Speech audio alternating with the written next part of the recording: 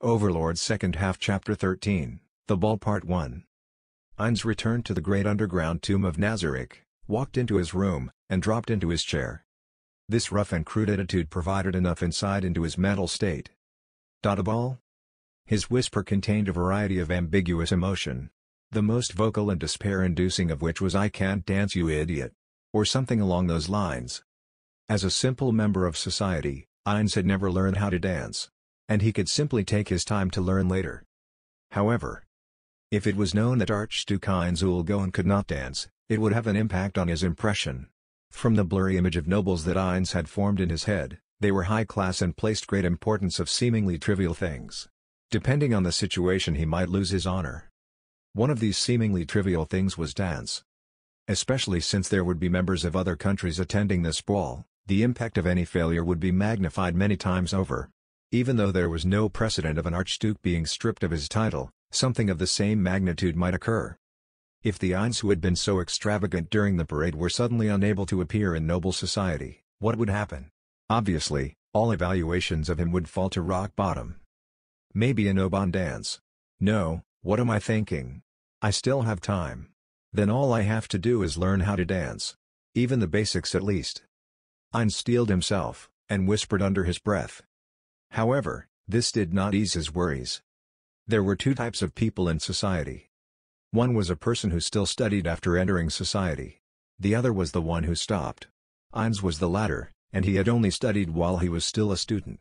His brain matter, well, it was unclear whether his current body had such a thing, but that was besides the point, had definitely hardened, and he was worried whether he could learn it or not. As his non-existent stomach began to ache, Heinz began to realize something, and his empty eyes began to burn with light. However, I don't know anything about proper etiquette. Isn't that also part of the common sense in this world? Although Heinz had seen noble society, he was not familiar with it, and he wanted to cradle his head in his arms. I really should not be a noble. However, he could no longer run. If he could blame someone, then if Sebas had no dressed him up like that for the parade, he might be in an easier position. Heinz rang a small bell located on his desk. Soon after, a knock came from the door. Heinz nodded at the maid stationed next to the door. The maid nodded in reply, opened the door, and began to speak with the person outside. She then closed the door and approached Heinz. "Sebas-sama is here, Heinz-sama. Allow him to enter the room." "Understood." Heinz had called for Sebas, so it was of course him at the door. However, as a ruler, this bureaucracy was necessary. Heinz inched his chair to face the door as it clicked open. All of the NPCs of Nazarick wished for Heinz to remain seating in his chair when welcoming his subordinates. As a normal person, Heinz was frowning at this ritual, but the boss in him wanted to grant the wishes of his subordinates. As a result, he failed to voice his complaints and he had to perform this ridiculous act. "Excuse my presence, Heinz-sama." Sebas the room and bowed towards Heinz.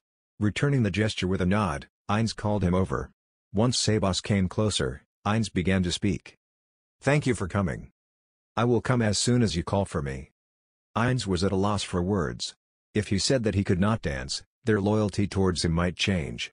However, Heinz had no other options. If this indeed did lower their loyalty, he would modify their memory. He steeled himself and asked his question. "Sebas, I am actually unable to dance. And so I hope for you to help me. Are you disappointed that the master of the great underground tomb of Nazarick is unable to dance?" "No, that is certainly not the case." Sebas immediately replied. "If there was nothing that Heinz-sama was bad at, there would be no meaning in our existence. Our greatest desire is for us to be of use to Heinz-sama." "Is that so? Then accept my gratitude. And allow me to ask you this. Can you dance?" "No.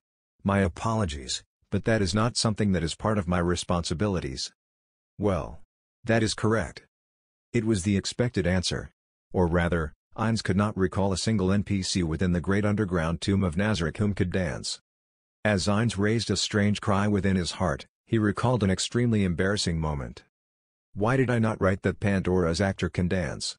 Isn't this why I made such a meaningless character setting with such extreme reactions?" Regrets are only born after the fact. Heinz truly understood this. "Then, Sebas, is there anyone within Nazarick who you believe can dance? Then, how about Demiurge-sama?" "Demiurge? He does seem that he would have the knowledge.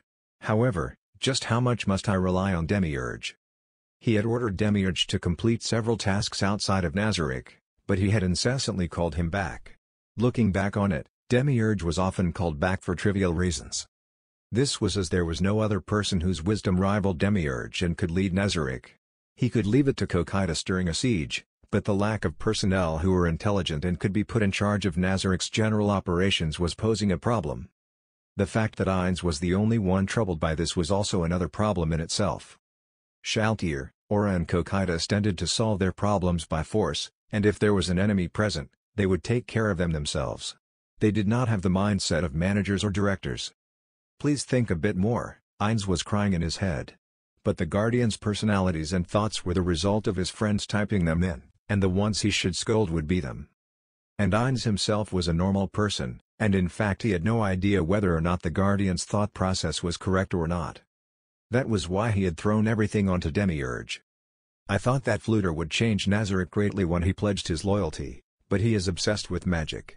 And is surprisingly useless. Fluter was fixated upon learning extremely powerful spells, and so he strangely lacked knowledge of the Empire, especially that related to noble society. This was as he had unwaveringly focused on peering into the abyss of magic. And because the emperors of the past had acknowledged him. And because Fluter was that type of person, he had completely submitted himself to the powerful Ainz, but at times like these, he was no very useful.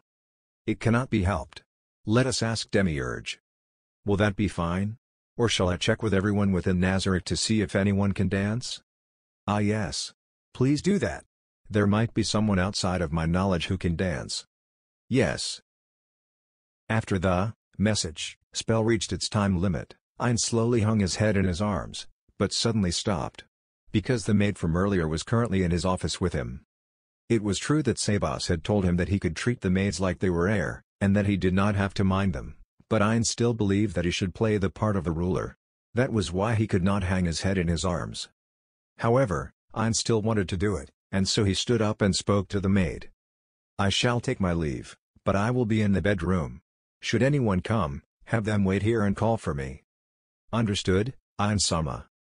Looking away from the deeply bowing maid, Ainz headed towards his bedroom. Inside was a large king-sized canopy bed affixed to the room. Ainz threw himself upon it. While enjoying the feeling of having his body sink into the mattress, Ainz removed his shoes and crawled into the center. Letting out a relaxed sigh, Ainz began to roll about. This is bad. For even Demiurge to not know much about dance. This was outside of expectations. This is bad, this is bad. Ainz rolled about in his bed. His one saving grace was that there would usually be etiquette masters present who would give directions during rehearsals. All he had to do was memorize what they said. However, there was one problem. It was often the case that the emperor, or someone of equal standing, would dance first at balls. If he messed up, it would be seen by all of the nobles, and he also had to find a top-notch partner to go with him.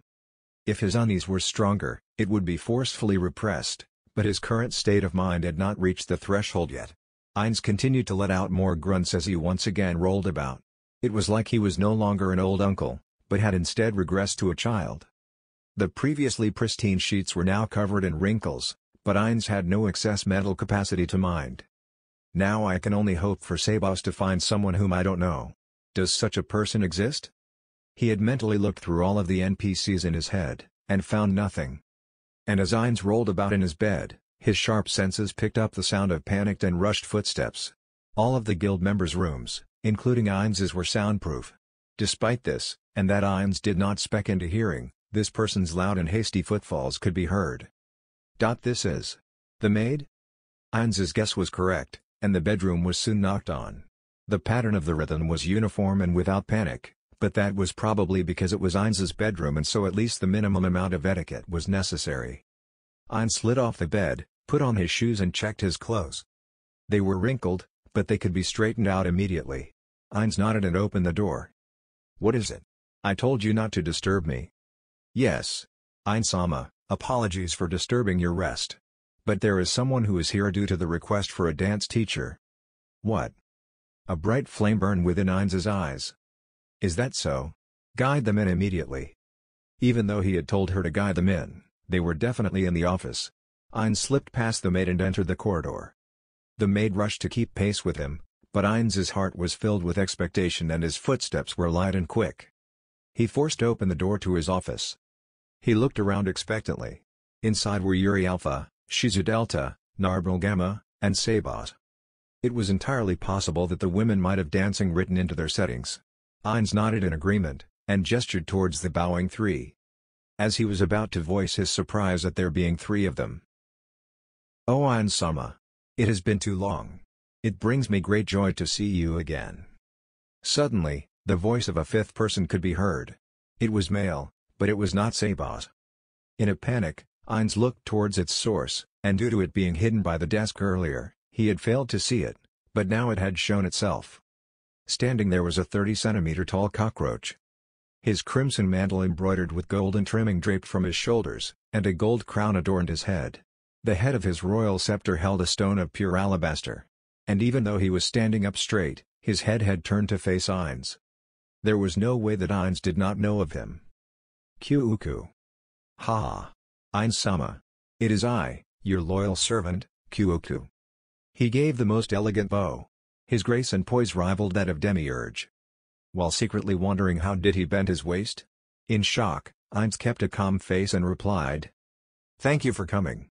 And so? Why have you come?" "Oh? I have heard from Sebastono that you were searching for those who could teach dance. And I, believing that I could help, have arrived upon Silver." Ainz roughly understood why the maid had panicked. I see. But, Silver? What is that?" "Yes. It is my golem mount, the Silver Golem Cockroach. Did we have that?" "Yes. It is a golem that Lucifer-sama created. Its body is comprised of an alloy of extremely rare metals, and was coated in the extremely rare metal star silver. It far surpasses me in power, being about level 70. In the corner of Ainz's eye, he saw one of the battlemaids stumble. This action gave him an insight into how shocked she was. This was natural, of course. Ainz nodded. Although it was a golem, it was a strange feeling to know that a cockroach was far stronger than you. However, Ainz did not have the emotional capacity to comfort her. Because there was a certain sentence that he could not ignore. That bastard, mixing all of them together. Due to the mine of rare magical metals being stolen from them, the metals that Ainz-Ulgoen originally had a monopoly on finally reached the market. Along with a proclamation to not sell any to them. And thus obtaining such metals were extremely difficult. Of course, they had mined out several veins and had obtained an amount that far exceeded what they needed for normal production, but the metals were rarely used for random reasons like making a golem. Ainz himself would normally switch out such metals with replacements during crafting. However, his anger immediately subsided. There was no point in pursuing the matter. In fact, it had now become a fond memory in his mind. It was pointless to get angry. And there was a more pressing problem. Ainz gazed upon Kyuuku, and felt a variety of emotions. In what world was there a person who was taught by a cockroach? Ainz was assailed by a wave of indescribable emotions. But before they were suppressed, they had swallowed him whole. If there was nothing else, he had to go through with it. He would become the first human. Technically he was undead, but never mind. That was how Ainz convinced himself. I will be relying on you, Kyuuku. Understood, Ainz-sama. I shall teach you to the level where you can attend any cockroach ball you desire. Ainz excluded a certain portion of Kyuuku's sentence that he did not want to hear. Is that so? That is very heartening. And so my dance partner will be Kyuuku? Or will it be a female cockroach? Performing an air dance by myself will be a bit harsh. No. There will be a problem due to the disparity between our sizes. And being alone will require more time to refine your skills. A partner is absolutely necessary for dancing. And so, is anyone else proficient at dance? If possible, it should be someone who is knowledgeable of the society that Ainz-sama will be dancing in. There was no such person. As mentioned earlier, Fluter knew nothing of dance. Ainz racked his brains, but to no avail. Should I kidnap a noble? As he was about to implement this extremely dangerous plan, Seba spoke. Oh yes, there was someone at Shaltir's place, a noble daughter of the Empire, yes? Overlord second half chapter 14, The Ball Part 2. Brain Ungloss. That was the name of the vampire that Shaltir had progenerated. When he was alive, he was a man who chased the path of the sword, but now he was someone who only desired to offer his everything to his master, Sheltir Bloodfallen. One of those reasons was, of course, because he was converted into a vampire by Sheltir. And another reason was that the strength in the sword that he had boasted of was nothing but trash before true power, allowing him to think that his defeat at the hands of Gazef Stranov was of no true importance. That man was currently on permanent guard duty at the entrance to a burial chamber on the second floor. As an undead, vampires needed no rest or food, and so they were the most suited for this task. He maintained his unwavering position in front of the door. Although he seemed to be casually standing by the door, he was actually paying close attention to the surroundings, such that even an ant would not escape his notice. Suddenly, space seemed to shake before him. What? Brain reached for his katana. Of course, since the great underground tomb of Nazarick was protected by powerful spells, it was probably not an intruder. However, just to be safe, Brain lowered his center of gravity and took his stance. His past mistake flashed through his mind, but even though the probability was low, he still had to take precautions. The deformations in space took the form of a person. Brain saw the person who transferred in, and it left his mouth agape. In front of him was a man that his master had only brought to see only a few times, the supreme overlord of the great underground tomb of Nazarick, Einzulgon. Why was he alone? Brain was confused. He had never heard of rulers doing anything without bringing their subordinates with them. Doing so was to protect themselves, but also to show off their status. Brain understood that if the supreme ruler were to bring his subordinates with him, the procession would be an hour long. However, there was absolutely no one else present. It could be that someone is impersonating him. And with that thought, he stumbled upon other reasons. Monsters amongst monsters that could destroy countries, such as his master, had no need for subordinates to guard them. As to why, it was because it would mean that they were stronger than their lord. A being that could massacre others had no need for annoying creatures constantly accompanying it. Brain's eyes never left Ainz, but then he sensed that it was truly a god-level being. Brain instinctually sensed that Ainz's death aura far outclassed his own master's, Sheltir Bloodfallen's, causing him to let out a fearful croak. Gay. Ainz-sama. While simultaneously leaping back to his immobile guard position, he covered his own mouth. In a panic, he said something that he should have never said. Before addressing his supreme overlord, he said gay. If Ainz had heard it, Brain's head would soon be flying off his shoulders. Brain glanced towards Ainz and felt the pressure of his master's master with his own body. All of the Guardians, the group of which his master was part of, could defeat Brain in an instant. And even though he had become a vampire, the pressure he was facing made him want to curl into a ball. The powerful being silently gazed at Brain. Not understanding what that meant, Brain began to panic and his breathing became uneven. Even though breathing meant nothing to undead, his time as a human had ingrained this habit in him. Brain frantically prostrated himself. I ask for your forgiveness. Brain's forehead hit the floor with an audible thud. It was the Dojiza that the guardian of the fifth floor, Kokaitis, had taught him and the lizardman during their occasional sword lessons. Time flowed slowly, and if Brain was not a vampire, his back would be covered in a cold sweat by now. Fine. Ha! My gratitude. Hearing the cold and somber voice, Brain kept his head down and thanked Ainz. Feeling the pressure dissipate, Brain felt relief fill his body, yet he kept his head down. I came to see Sheltir. Is she in her room? Ah yes. Please wait a moment. Brain jumped up like a puppet on strings and immediately dashed to the door behind him. And he banged his fist rapidly on the carved door. The speed of his fists could truly have been described as rapid fire. Even though this was not the correct way to knock on his master's door, he felt that any other method would have been extremely rude. He felt that if he had properly and calmly knocked on the door, it might be seen as him forcing the supreme ruler of the great underground tomb of Nazarick to wait. He would not have minded the punishment if it was his alone, but if it reflected badly on Sheltir, any amount of prostration would not be enough. This was his dilemma. After some time, the heavy door creaked open. One of Sheltir's handmaidens poked her head through the door. Her beautiful face was paired with sickly pale skin and a pair of red eyes. She was a vampire bride, one of Sheltir's Toys Cum followers. There is someone who wishes to meet Sheltir-sama. How noisy. Do you believe that Sheltir-sama would let someone who bangs on her door inside? The vampire bride spoke in a flat tone that seemed to overpower Brain's voice. Since the vampire brides were Shaltyr's handmaidens, they were ranked higher than Brain. And because of that position, she looked at Brain with condescending eyes and with a hint of irritation in her voice. "And Shaltyr-sama is currently taking a bath. Tell him to W." "It is Ein-sama. It is Ein-Zulgon of the Supreme Beings." Hearing Brain try to speak over her, the vampire bride's eyes narrowed. It seemed that she did not understand the meaning of his words, and her crimson eyes slowly moved around until it caught sight of another figure. And the change was drastic. Her narrow eyes had now opened so wide that her eyeballs might fall out, and her thin lips were forced into a large O. "Ah!" The vampire bride covered her mouth with her hand and glared at Brain. "Say that first." Opening the door wide and almost slamming into Brain, the vampire walked around and gave Ainz a deep bow. "Welcome, great supreme ruler of death, Ein-sama. We thank you for taking the time to come all this way to see Shaltyr-sama." "Ah. And as this man said, I am here to see Shaltyr, but..." "Yes, she is in. I shall tell her that Ein-sama is here to see her immediately." "I see, then please do.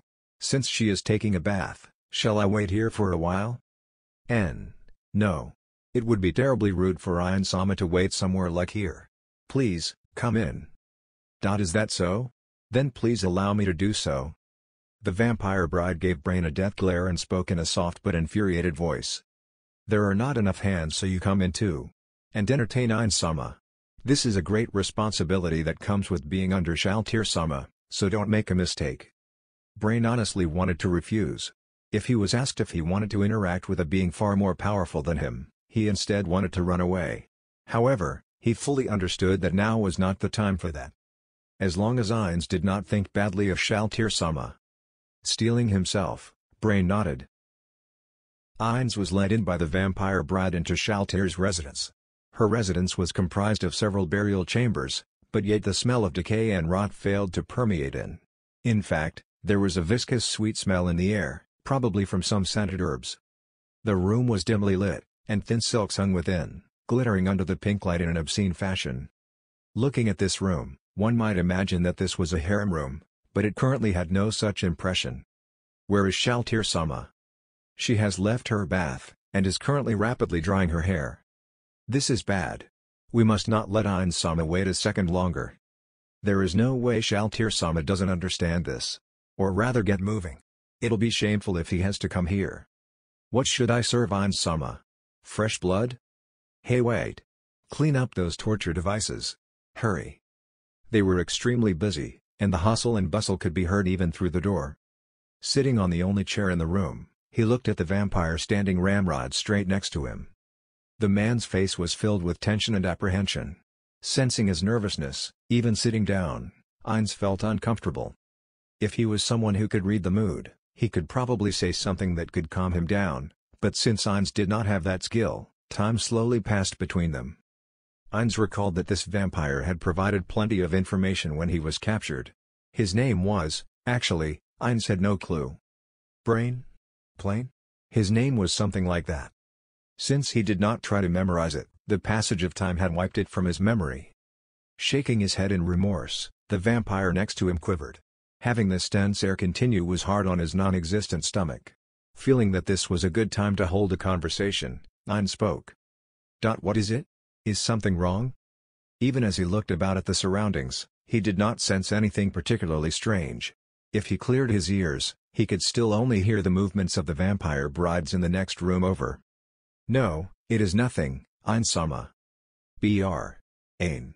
Was it? Yes. He had been trying to recall his name since the beginning, and so he heaved a sigh of relief when he finally succeeded. Forgetting so many things was causing Ainz to worry about his memory.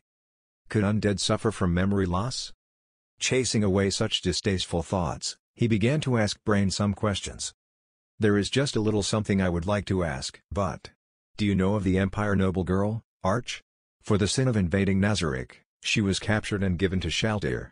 What's the matter?" Ainz noticed the strained expression on Brain's face. "I ordered Shaltyr not to harm her, so there is no mistaking that she is alive, but... Do you know something?" "Ah, ha. I certainly do know, but... What is it?" No. How do I say this? Well... Brain, Answer me. Tell me everything you know about Arch. Yes. I don't know the details, but that girl is Shaltir-sama's pet ant. I saw her, by Shaltir-sama's orders she, how do I say this? Comforted herself, perhaps I should say. I see. Yes. I was ordered by Shaltir-sama to watch, so. That's enough. I asked something difficult to speak about, didn't I? I understand. So you saw a part of her training, got it. There was no way that Ainz could say such a thing, and thus the conversation ended. In the end, the two did not even meet gazes and passed the time in painful unease. Although Ainz did enjoy the silence. Finally, hearing the fluttering of footsteps, the door to the room they were in was flung open. Apologies for taking so much time, Ainz-sama. A silver-haired girl accompanied by several vampire brides entered and immediately apologized. This was, of course, Shaltir. It seems that her being in the bath was not an excuse, as her damp silver hair stuck to her forehead and her normally tied-up hair now fell straight downwards. No, I'm sorry for stopping by during your bath. I should have contacted you via message first and made an appointment. What are you saying? The entirety of the great underground tomb of Nazarick belongs to Ainz-sama. Then you are free to go anywhere anytime, and we do not have the right to stop you. I see. You have my gratitude. This much is nothing, Ainz-sama. And more importantly, may I please know what is your purpose in coming here? Sensing that Shaltir had regained her calm, Ainz got straight to the point. In the past, I handed you a human girl, didn't I, Shaltir? Arch. A use for her has come up, so I would like to meet her. Arch. Ah, that dog, yes. Shaltir gave a satisfied smile. She looked like she was truly having fun from the bottom of her heart. And like a child, she wanted to show off her accomplishment to Ainz. Just as you ordered, I never gave her a single wound. Even when that girl cried and screamed and begged for me to take it, I never took her chastity, and what's more, I gradually increased the size of her tail so that I wouldn't hurt her. Her training is just about done and she's just about complete, so I've been able to have a lot of fun. Strength left Ainz's body. However, he could not scold Shaltir. The former comrade that had created Shaltir, Peroncino, was to blame for everything. And when he handed Arch over to her, this kind of future was likely. In fact, it was Ainz's own fault for ignoring Shaltir at that time. No, that isn't what I wanted to ask about. By use, I meant her experience. No, rather, I wanted to borrow her knowledge on nobles. You see, is she still able to think? As Ainz timidly asked, Shaltir's face spasmed slightly. Seeing this, Ainz's expression cramped as well. There shouldn't be any problem. Probably. I see. Then bring her here. There is a little something I would like to ask her. Understood. Shaltir frantically left the room with her vampire brides. Ainz crossed gazes with Brain again, and then they both looked away. Although they didn't mean to listen in, Shaltir's flustered voice could be heard from the other room. Bring the dog here. Take out her tail. What about her cleanliness? Toss her in the bath and give her minimal cleaning. Immediately. Ainz-sama is waiting. What shall we do about the clothing? It's true that she hasn't been wearing any. Just prepare something. Should we shorten it if the size doesn't fit? There isn't the time for that. Magical clothing should fit. Bring that here. Then will your Western clothing do, Shaltir-sama? It can't be helped. More importantly, hurry. With a patter of footsteps, Shaltir reappeared. On her face was a tense smile. It was perhaps an attempt to endear herself or to find a way out. Ainz-sama, we will quickly ready her, but in that time, would you like to rest in my room? That would be great. Good work, Brain. You may take your leave. Yes. Thank you very much, Ainz-sama. Ainz acutely sensed the small sigh of relief that Brain let out. He did not think it rude. In fact, he empathized with him. This was like if the CEO of an associated company suddenly appeared at your workplace and you were the one who had to entertain him. The flames within Ainz's eyes were tinged with kindness. Nodding several times, Ainz placed his hand on Brain's shoulders. Brain jumped in shock, but Ainz spoke to him in a kind and gentle manner. Good work. Am I going to be killed?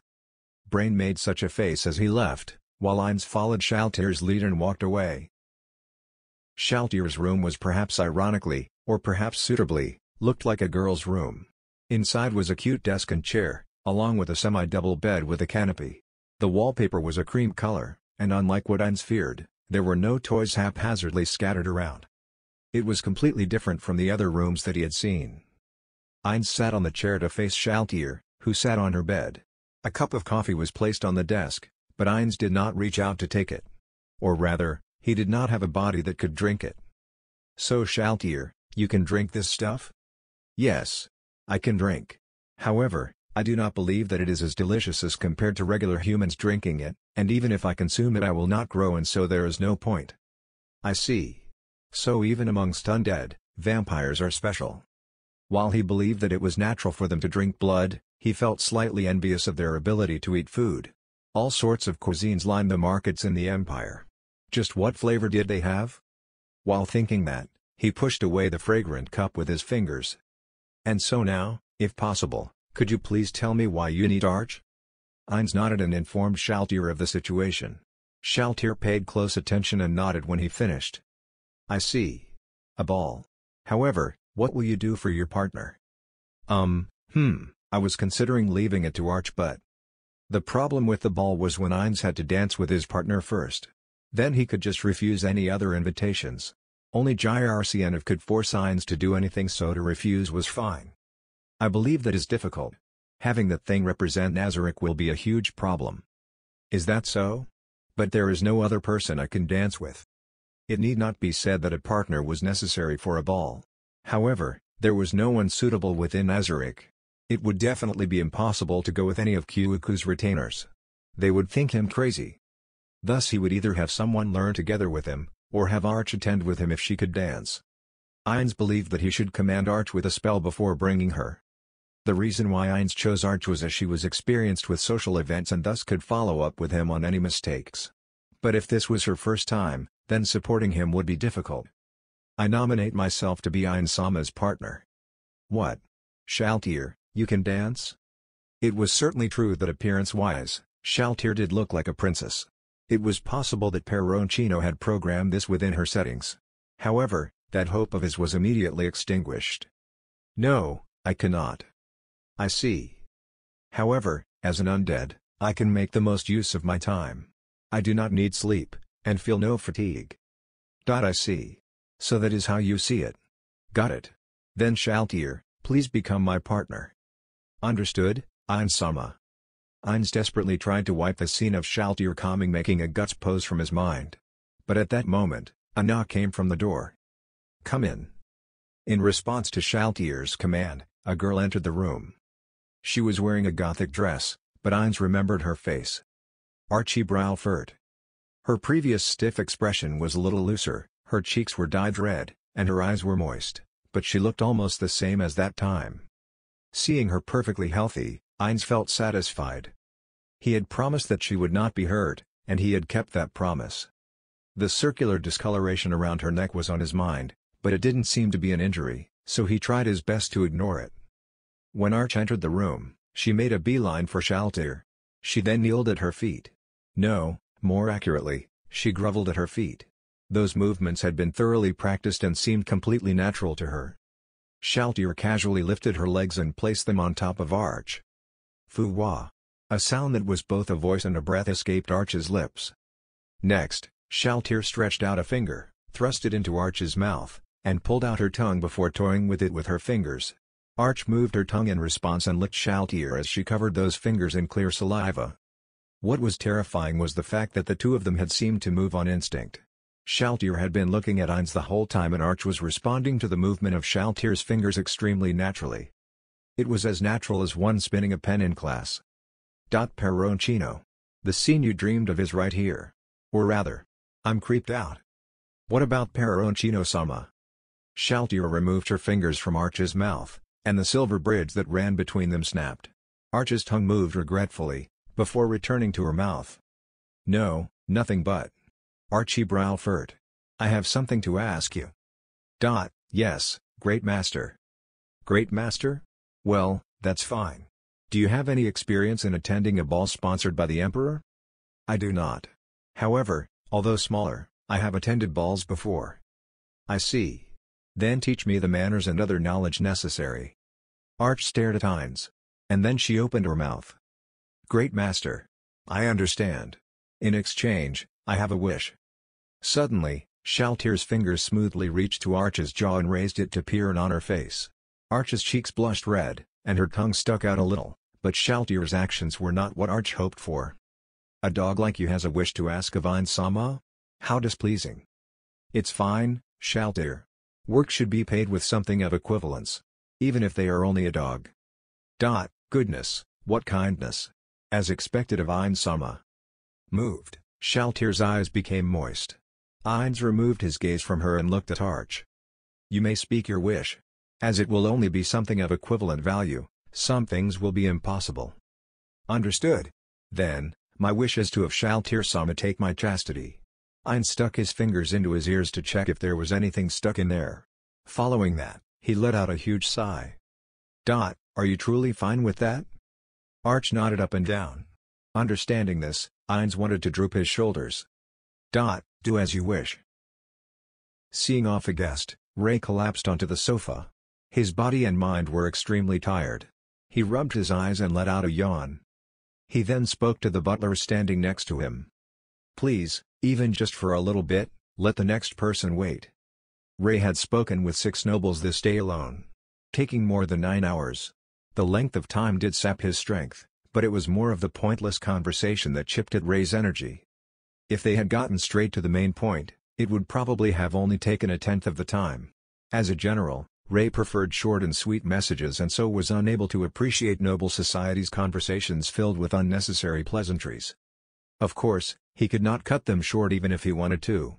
That was why it took so long. Phew. He yawned once again and rotated his neck.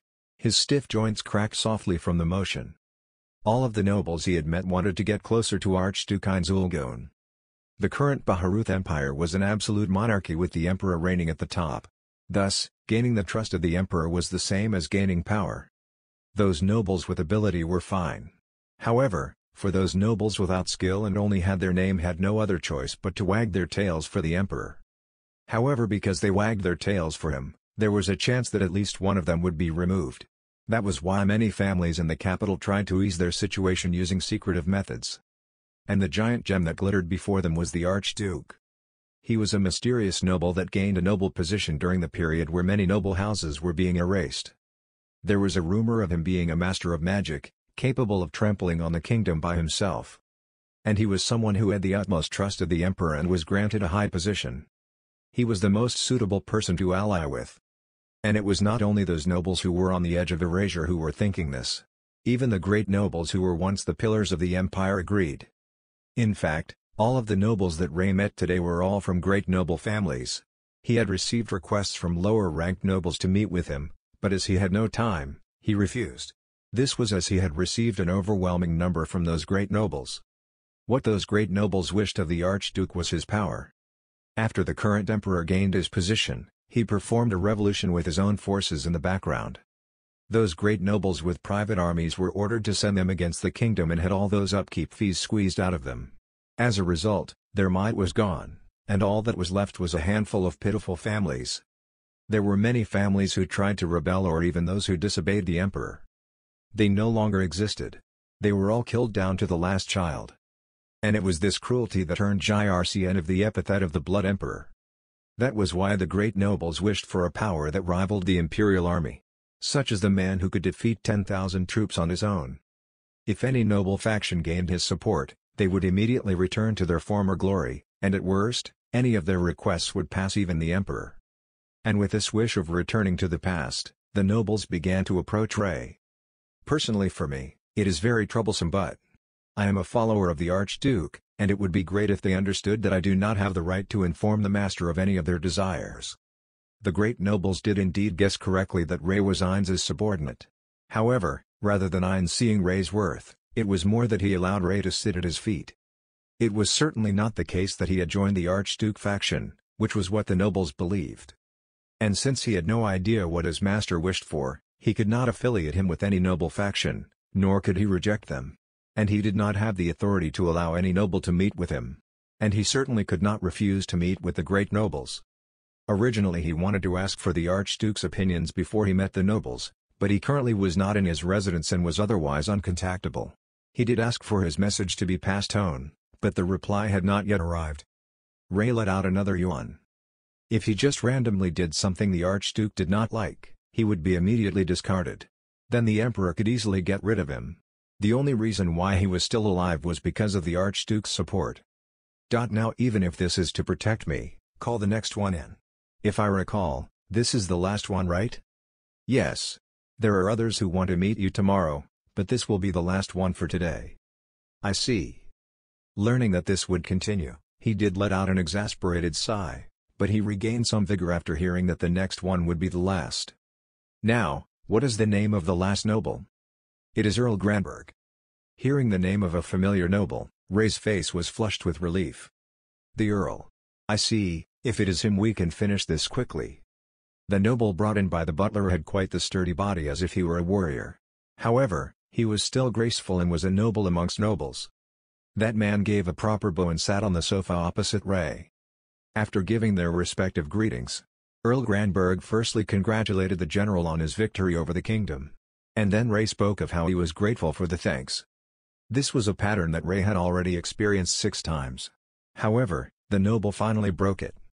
The general seems to be tired, so shall I get straight to the point? That will be appreciated. Ray's mask fell. As expected of Earl Granberg, who was familiar with him. In a ceremony occurring in a few days, the kingdom will retreat from Randall and its surroundings, and proclaim that land to be part of the empire. So quickly? Ray forgot about his fatigue and shouted. He knew that the empire was currently in discussions with the kingdom about Randall's handover, but it was far too early for results to be seen. Most discussions would take a long time. It usually spanned months or even a year in this case. However, thinking about it rationally, this made sense. They cannot do anything else since the Archduke has shown that he wields that level of power. This meant that the kingdom had raised the white flag. Not only that. In return, the empire has promised that they would not attack the kingdom for several years. Why? With the Archduke, the kingdom's future is merely sparks before the wind, right? Now, I do not know what is on the emperor's mind. Would he break the agreement after a certain period, or let the prey fatten up before eating it? Anyhow, this decision will bring benefits to the empire since the emperor has agreed with it. I see. Then how much of this has leaked out? Most nobles would think of it as a rumor, but the other better ones would know a bit more. So this is why the number of those who wanted to meet with me went up. Ray finally understood the main reason why the nobles approached him. Most nobles would not approach the generals of their own accord.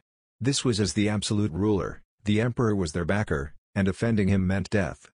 Thus there was a certain distance between the generals and the nobles. While this would be different if it were a high-ranking noble with the title, a low-ranked noble like Ray would mostly live away from the spotlight.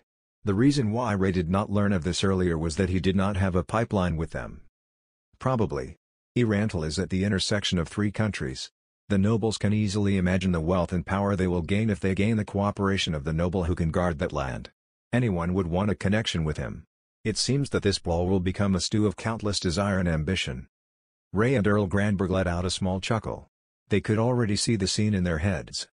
No, it was an interesting conversation. Conversations with you are far more pleasant than those chats with those dull nobles. Now, why does the Earl wish to see me? Oya, getting straight to the point, General. Doesn't the Earl also wish for this? Earl Granberg smiled in confirmation. What? I simply want to ask you something, General. You currently do not have a wife yet, right? How about my daughter? Ray recalled the face of the 10-year-old girl. Not for the Archduke, but for me? The position of general was something granted to me by the Emperor. It can also be easily stripped away depending on his mood, you know? If the Archduke believes that the general has his merits, then choosing you would be a safer bet than any other general, yes? I can tell that the Emperor and the Archduke have not directly confronted each other just by their reactions. Earl Granberg had seen the relationship between the Archduke and Emperor during the parade. And there he saw the amazing figure of the Archduke. Ray had heard the same thing in the multiple repetitive conversations he had with the earlier nobles. He knew it himself, but it was interesting hearing it from another perspective. Especially what they found most attractive. He could see what type of person they were from their response. This is why the nobles want to meet with the Archduke in person. Indeed. And because they are those type of people, they will want to offer their daughters to the Archduke. If they gain the position of legal wife, their families will be safe and prosperous. If the Earl wishes for this as well. Ha ha ha, the general is bad at jokes. I do not have any intention to fight with the other great nobles. I see. So this is why you chose me. Earl Granberg silently smiled. It was a warm smile, but it was obvious that there were hidden intentions lurking underneath. And so, the upcoming ball will be filled with beauties, I believe. Agreed. Even those nobles who do not go so far as to meet directly with the Archduke, it is a good chance for them to introduce their daughters to him. All the balls until now had nobles introduce their daughters to the Emperor. But this time, they would introduce them to the Archduke. This ball seems to be getting very interesting, right, General? Overlord Second Half Chapter 15, The Ball Part 3. The Imperial Palace contained several large rooms, the largest of which was used as the dance hall for this ball. Of course, if room size was the only consideration, there were larger ones in the palace. However, for a room to be used as a dance hall for a ball, size was not everything. A ball was not just an occasion to dance. It was a battlefield to show off one's authority and wealth, as well as a place to strengthen one's connections. In addition, this ball was being hosted by the Emperor, and so those who could attend all held high positions that would gain his notice. And since very few nobles could refuse the Emperor's invitation, all sorts of nobles regardless of their faction gathered here today. It was also a good chance to build bridges with those of higher ranks they could never normally hope to meet, and with nobles of opposing factions. And with this as the primary objective, the location must not be too large to prevent mixing, yet not too small to be stifling, and must be decorated enough to not shame the host. And so the number of rooms was naturally limited. And it was in such a room that many well-dressed nobles had assembled and were enjoying a peaceful conversation. The topics of those conversations were shallow, talking about the recent weather or their own hobbies. But the darker and more somber conversations such as updates, discourse with other factions and exerting pressure were just hidden beneath the surface. The wives and young daughters all were evaluating the fashion of their peers beneath a mask of smiles and were keeping any eye out for any potential enemies, all while maintaining a facade of mundane conversation. In a certain way, this ball was created precisely due to the ugly aspects of noble society. And those people were conversing about the hottest topic in the empire, the newest noble. As nobles, the earlier ceremony had some bland parts to it, but it showed that the Archduke was someone who understood noble society. And that was quite a surprise. This was as the Archduke was a powerful magic caster, similar to the previous head magician Fluter. Fluter had publicly stated that he was a magic caster and drew a clear line between himself and the nobles. And so he was extremely awkward during any public occasion. In contrast, the Archduke was the opposite. Of course, if one examined him hard enough, his mannerisms were not perfect, but it heartened them to see him knowledgeable of noble etiquette. And they were jubilant to learn that he was not that familiar with noble society. Amongst the smiling nobles, there were many hard and serious workers. On top of the buffet tables piled high with food, there were many servants carrying around equipment enchanted with detect poison, who were separating the food, and there was a group of musicians quietly playing in the background so as to not spoil the mood. In addition, the maids moved calmly and smoothly amongst the crowd of nobles, all whilst heeding their every whim. On top of being maids, they had received precautionary training against assassinations via poison and the like, making them the pros amongst pros. Of course, there were only a sliver of people who did not know of the consequences of conducting an assassination at the ball hosted by the most important person in the empire. However, with this much greed coalescing here, anything could happen, and caution was necessary. Amongst the pride, greed, and wariness, there was a group of noble girls of the same faction who were making conversation, and it was a breath of fresh air in this stifling ball. All of them were young women blessed with beauty and grace. The slight redness of their cheeks was not from makeup but was entirely natural. And all of their clothes were of excellent make, allowing one to gauge the rank of their house. The topic of their peaceful conversation was the new noble known as the Archduke. Since he wore a mask, one was unable to learn of his true face, but the girls' opinions were split into two. One was that he was an amazingly beautiful man. The other was that he was horrendously ugly. Since their fathers had indirectly ordered them to do their best to attract him, this topic was quite popular. Since most of these girls completely understood that their marriage was a political tool, they had steeled themselves to do it no matter his face under the mask.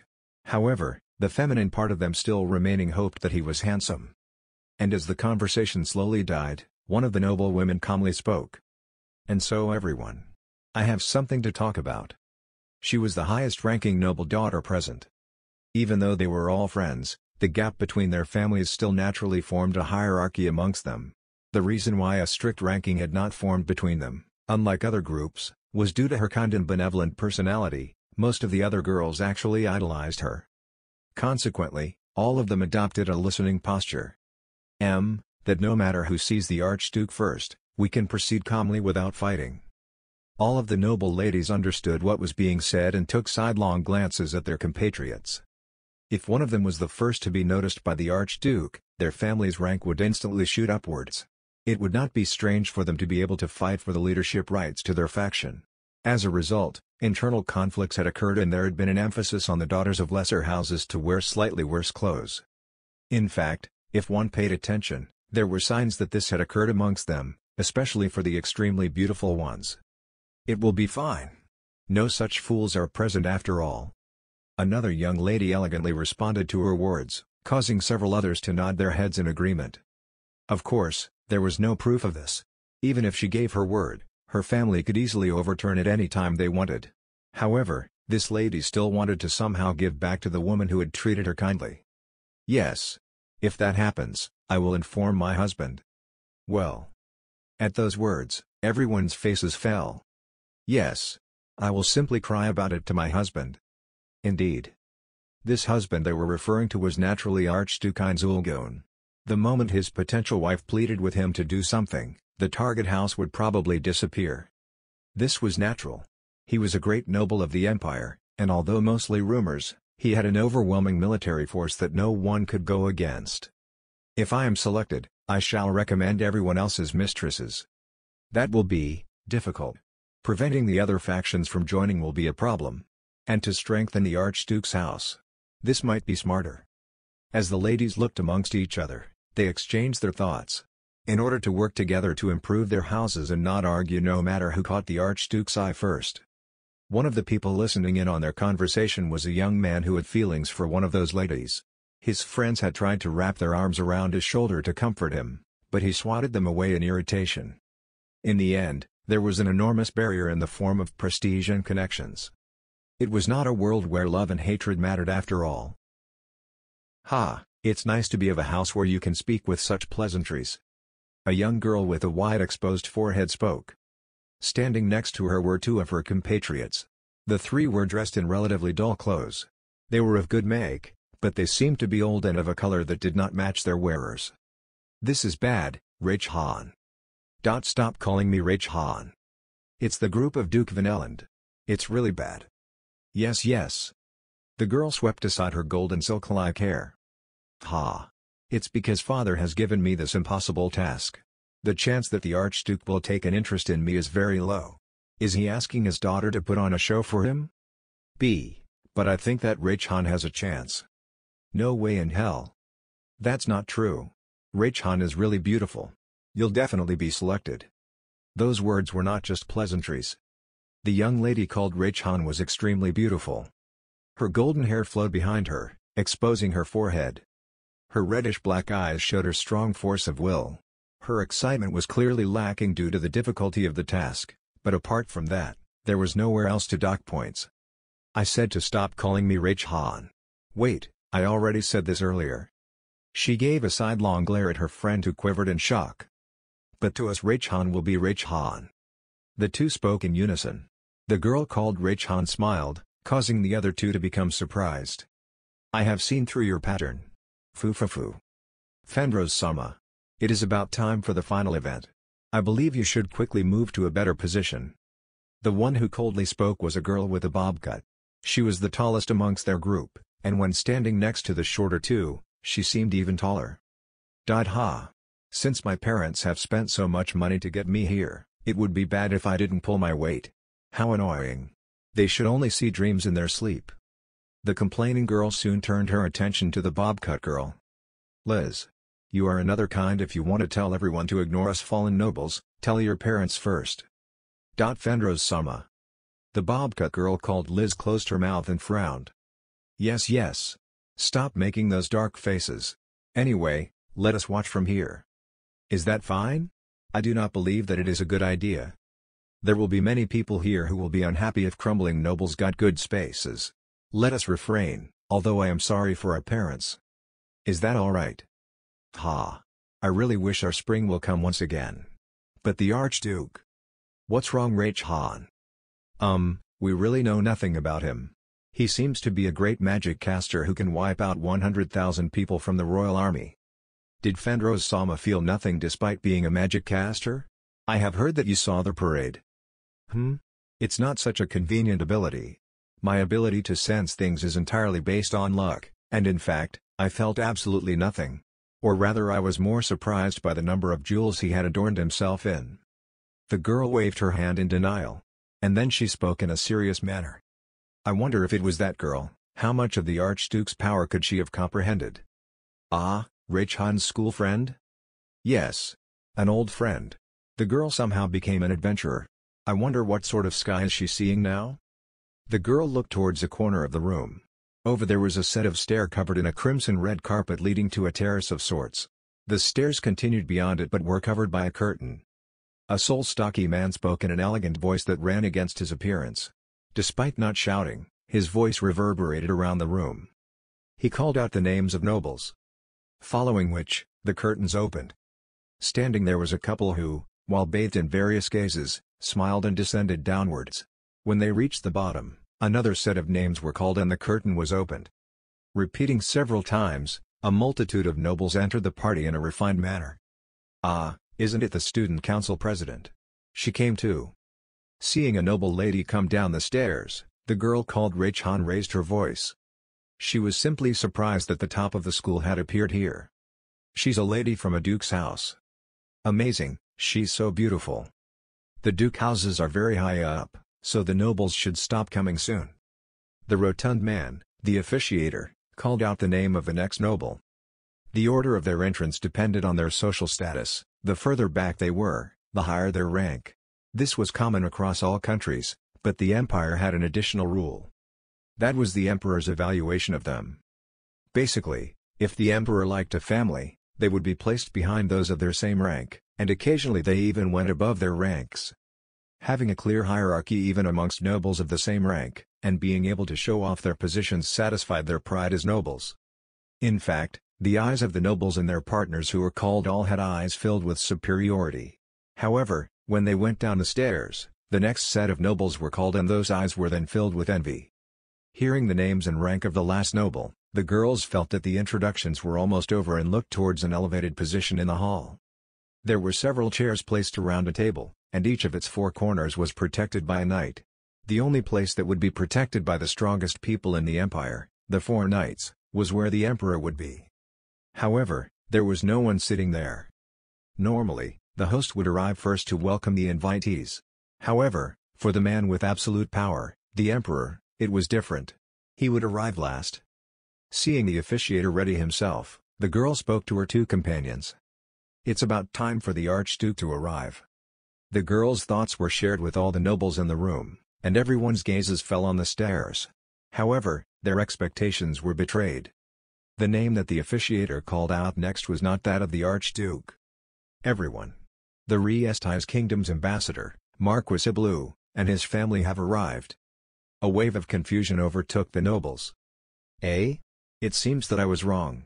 Why is everyone so surprised? The girl made an exasperated expression. She rubbed her scrunched-up eyebrows as she replied. At least learn about how the imperial court works. You are of a noble family. Ready? Even though the Archduke has yet to arrive, an ambassador has arrived. It means that the empire is publicly announcing that the Archduke is more important than other countries. Normally, this would be impossible. But it's only that. I can't believe it. All of the nobles present agreed with her. Normally it was impossible for a country to place more importance on its own nobles than another country. That was how the world worked.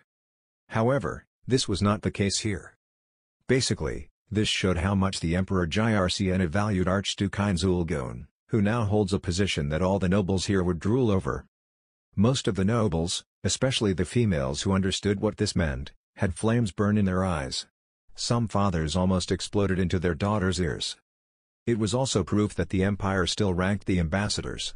Basically, the Riesti's kingdom ambassador who was the first to be called was viewed as the least important of the ambassadors. The ambassador whose face was fixed into a smile had brought several people with him. He found like a spectacle, and he definitely did not enjoy it. However, it was an invitation from the emperor, and he was no foolish enough to ignore a chance to mingle with nobles. That mixture of emotions bubbled underneath his smile. After several other ambassadors were called, the final ones were the ambassadors from the slain theocracy. 3 people came out from behind the curtain. The one in front was the ambassador wearing his ceremonial robes. Behind him was his 2 guards. The nobles became noisy upon seeing the ambassadors. But the ones who reacted the most were the 4 knights. In their movements was confusion, shock, and then confusion. The envoy's clothes were certainly amazing, but they were not enough to affect the air about him. The ones the nobles were paying attention to were the 2 guards behind him. One was a powerfully built man. A broad chest and thick arms. His tan face had a bright smile. The other was an elegant and relaxed handsome young man. He had a soft smile. The 2 of them wore nothing over the top or strange. However, even normal people felt that they were different. They had a certain charm about them that attracted people, the air of the strong. They calmly walked down the stairs and stood in a corner of the hall. With all the ambassadors present, the nobles looked up with expectations of the next guest, and they saw the officiator's face tense. And before they could think of any questions, he called out another name. The Emperor of the Baharuth Empire, His Majesty, Jircn of Runefar Lord Elnix, has arrived. The confusion of the nobles deepened. Their minds were still focused on a noble who was yet to appear, and yet they saw a plain woman standing next to the emperor. As they lowered their heads in a panic, Jircn calmly and confidently walked down the stairs with his female companion. It was very rare for this emperor's fiancée to appear in public. One of the reasons was her low birth, and the other was her appearance. It was obvious when she was compared with all of the ladies here. Her beauty ranking was reached faster when counted from the bottom up. If she were not all dolled up, her fine clothes would look as if they were wearing her, and her ranking would fall even further. The eyes of many ladies were filled with contempt, but the eyes of those close to the emperor lacked this. This was as this woman was not chosen to be imperial consort only based on her features. In the past, a noble had asked the emperor a question: "Why have you chosen this woman?" In response, Jircn had said this: "If I wanted a beautiful woman, there are plenty. If I asked for them, countless would gather. However, there are few women who can raise the future emperor. Those who can are rare and must be treasured. Did you know what she said to me? If you fear to have an ugly child, make one with a beautiful woman. I'll raise him splendidly. She's 100 times more interesting than those brainless idiots who have nothing but their looks."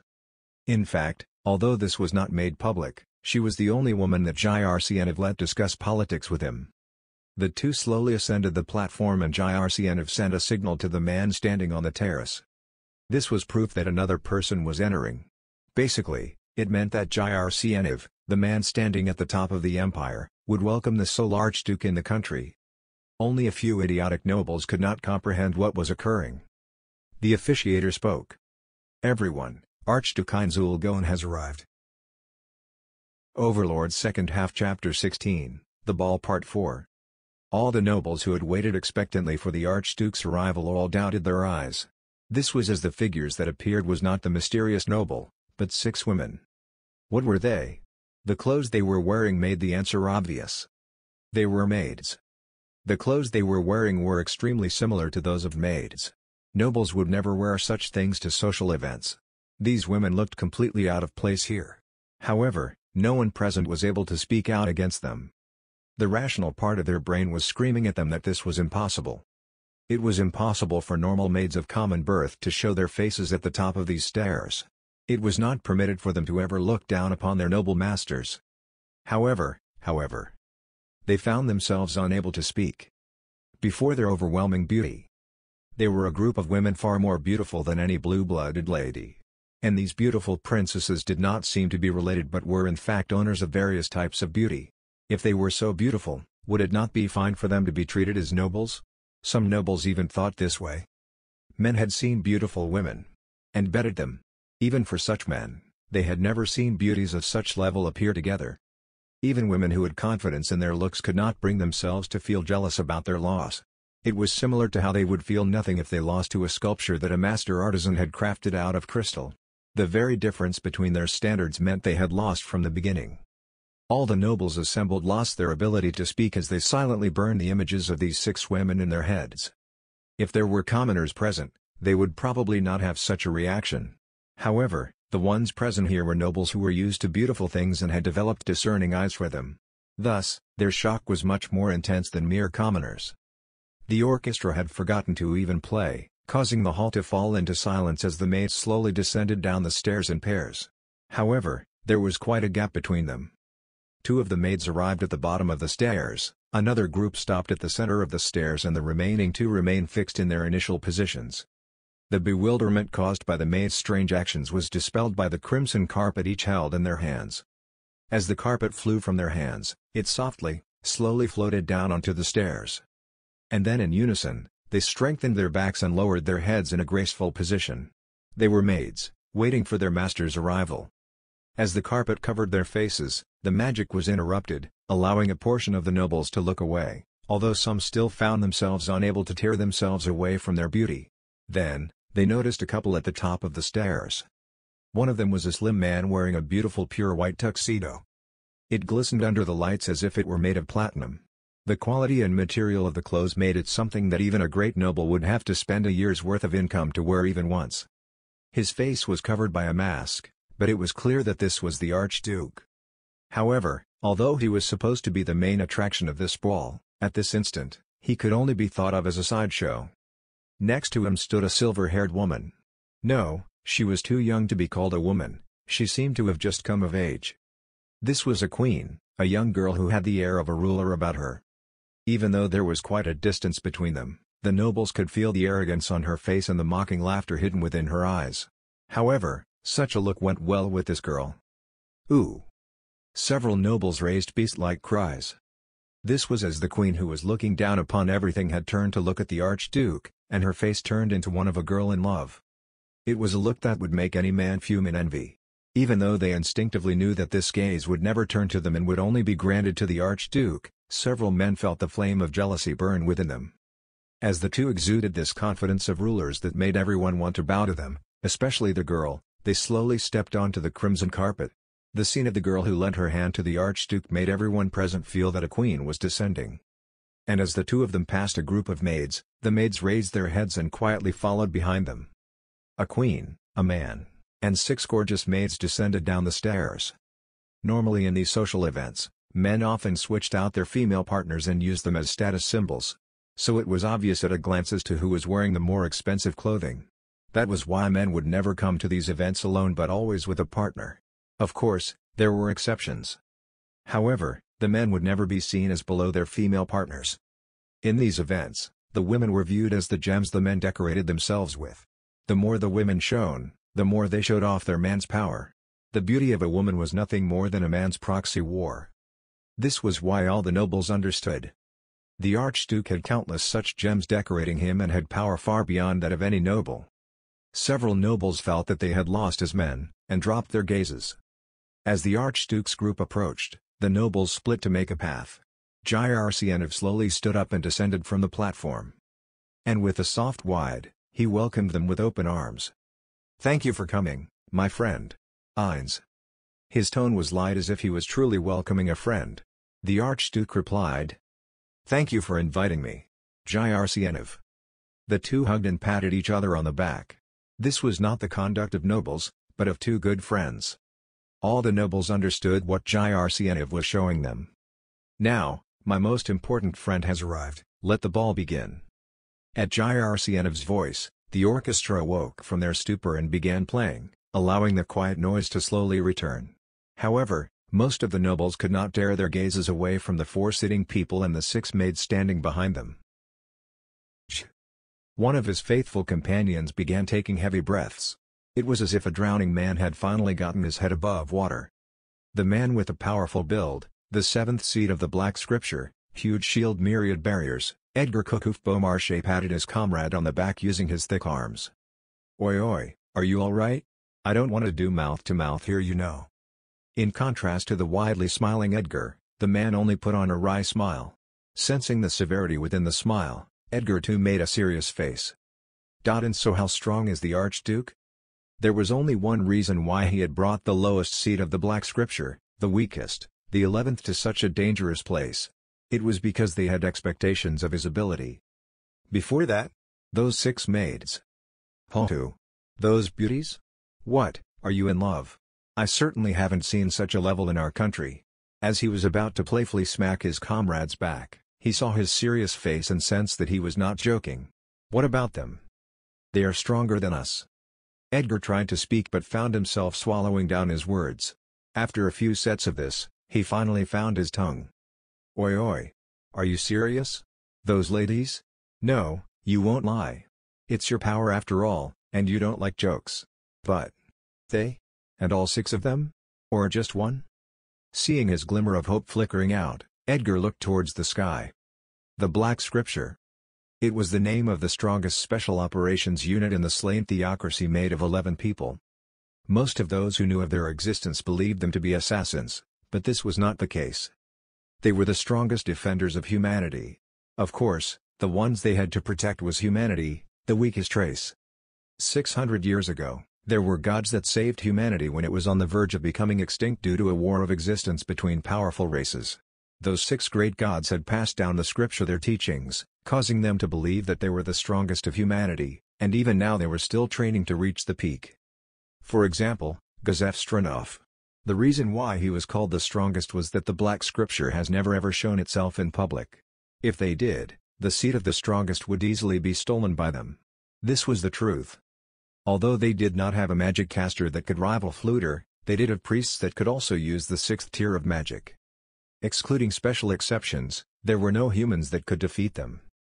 The shock of learning that several beings could easily defeat them was humongous. And that girl? No matter what he says, I won't be shocked. Despite steeling himself with this thought, Edgar was still blown away by what he heard next. She's as strong as our captain. What? That means impossible. I can't believe it.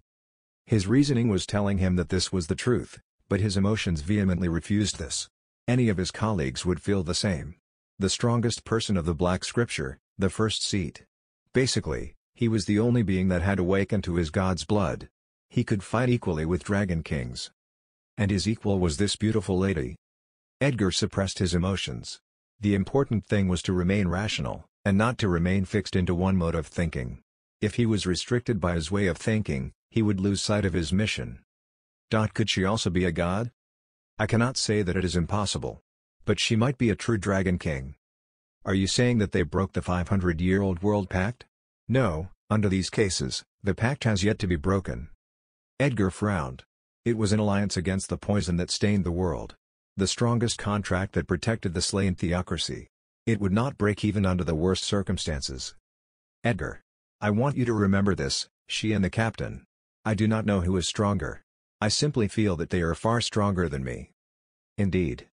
A person who had only used small change could only think of values such as 9 billion and 10 billion to be large amounts of money. Understanding this nuance, Edgar nodded. However, it mattered not. That girl was a being who could easily destroy a country. And so is the Archduke as strong as the captain? His friend's face winced, causing Edgar to become confused. Considering how his female partner was so strong, the Archduke should be of an equal power level. There was no need to feel lost. What is it? No. I feel absolutely nothing from him. Failing to understand, Edgar cocked his head. What do you mean? The Archduke is a body double. The Archduke is somehow hiding his strength. The Archduke in actuality is not strong. The man counted off the possibilities on his fingers. The last one is impossible, right? He killed over 100,000 soldiers, right? In fact, the windflower that infiltrated the knights had seen this, right? He might be using a magic item. Ah, yes. A ridiculous item. Is it something the gods left behind? Edgar nodded. Or maybe that girl is the real powerhouse? I don't know. That's the job of those with brains. Anyway, since our information is insufficient, we should not get close to the Archduke. Anyway, when I heard that girl as strong as captain, my balls went right up into my body. Sorry about that. Flashing a manly smile at his frowning compatriot, Edgar gazed at Heinz Ulgon. Now, I wonder what's under his mask. Jyrcienov was a perfect host. Or rather, his conversations were so interesting. While choosing interesting topics that were relevant to Ainz, he talked about exciting developments and painted vivid pictures of what was happening. Originally, Ainz could have carried on this conversation for hours, but the reason why he could not fully immerse himself in it was because of the thing waiting for him, the dance. Just thinking about it made his stomach hurt. Of course, Ainz did not have a stomach, and so it was simply in his head. His desire to retch was also not due to his nervousness but was also in his head. This was a lie. Ainz was attacked by a desire to scream. Even though his stomach ached and pain shot through his nerves, he could not say anything. So this was what phantom limb pain felt like. The remnants of his humanity were extremely nervous and were probably screaming at him. Dancing in front of this many people was torture. Looking at the nobles from beneath his mask, it was clear that they had an interest in Ainz. Under the watchful eye of Kyuuku, he had memorized how to dance.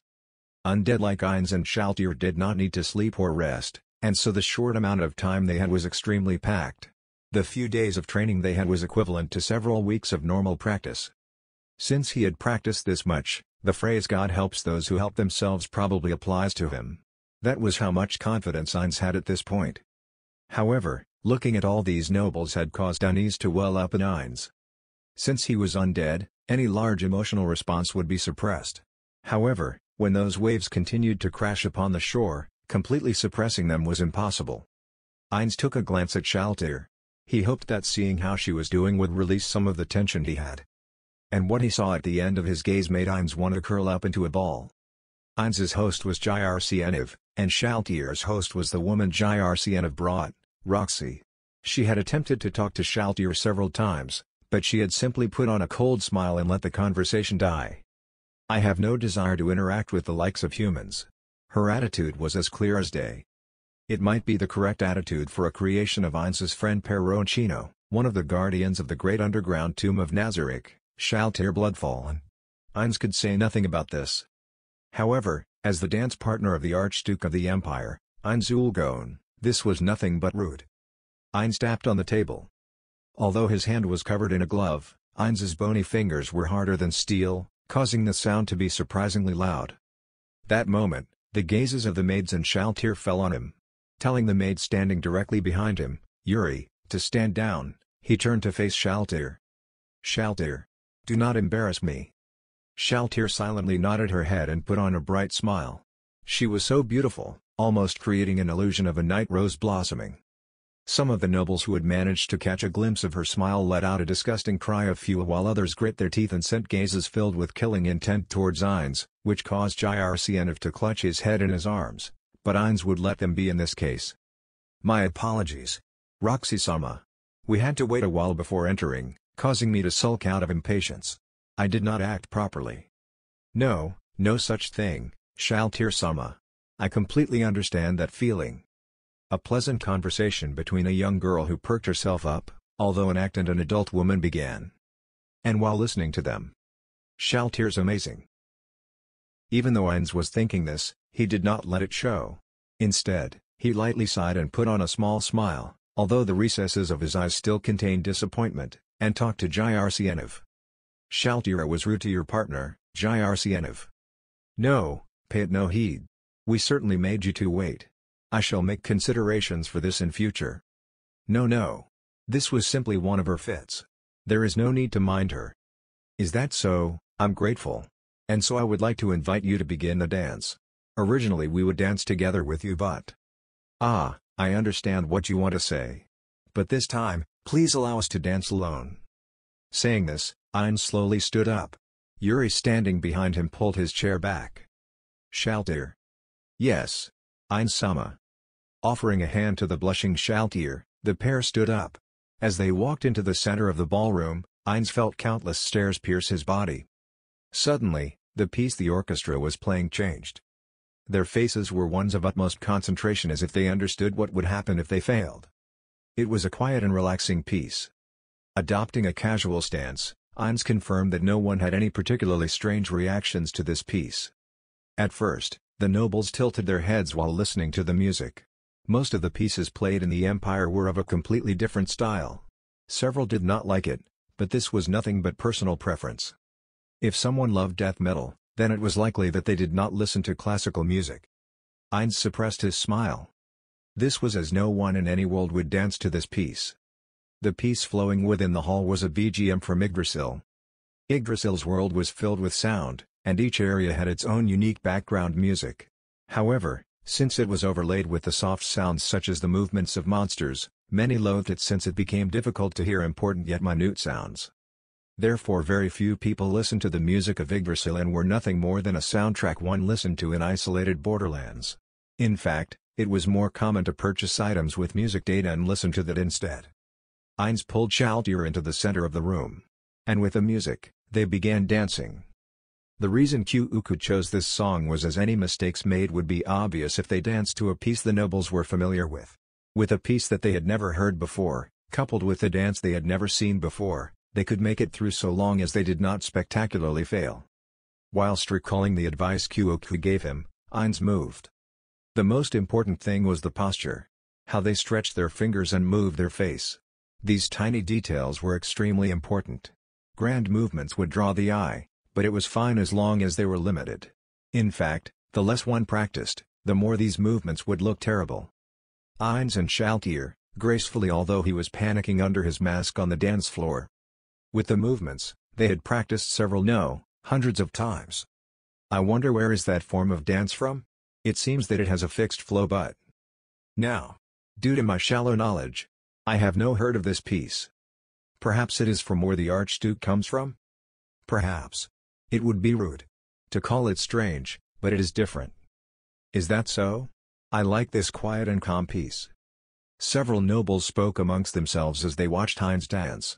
They watched him like a hawk, to prevent a single detail from escaping their notice. After some time, one of the nobles spoke. I see. So it seems the Archduke does understand noble etiquette. It was a dance they had never seen before, but they could tell that it was well practiced. From Heinz's movements, they knew that dance was a skill he was well acquainted with. Certainly, some parts could be improved upon. However, there was no need to be that critical. In fact, the nobles themselves were not confident that they could do better. The most important thing here was education, basically whether or not he knew how to live in noble society. Since the Archduke passed, the nobles began to think of their next move. Then. When I talk to the Archduke I must not slip up. Agreed. I believe that I could win in a battle of words if he knew nothing of noble etiquette. But it seems I must find a different method. Having no gaps.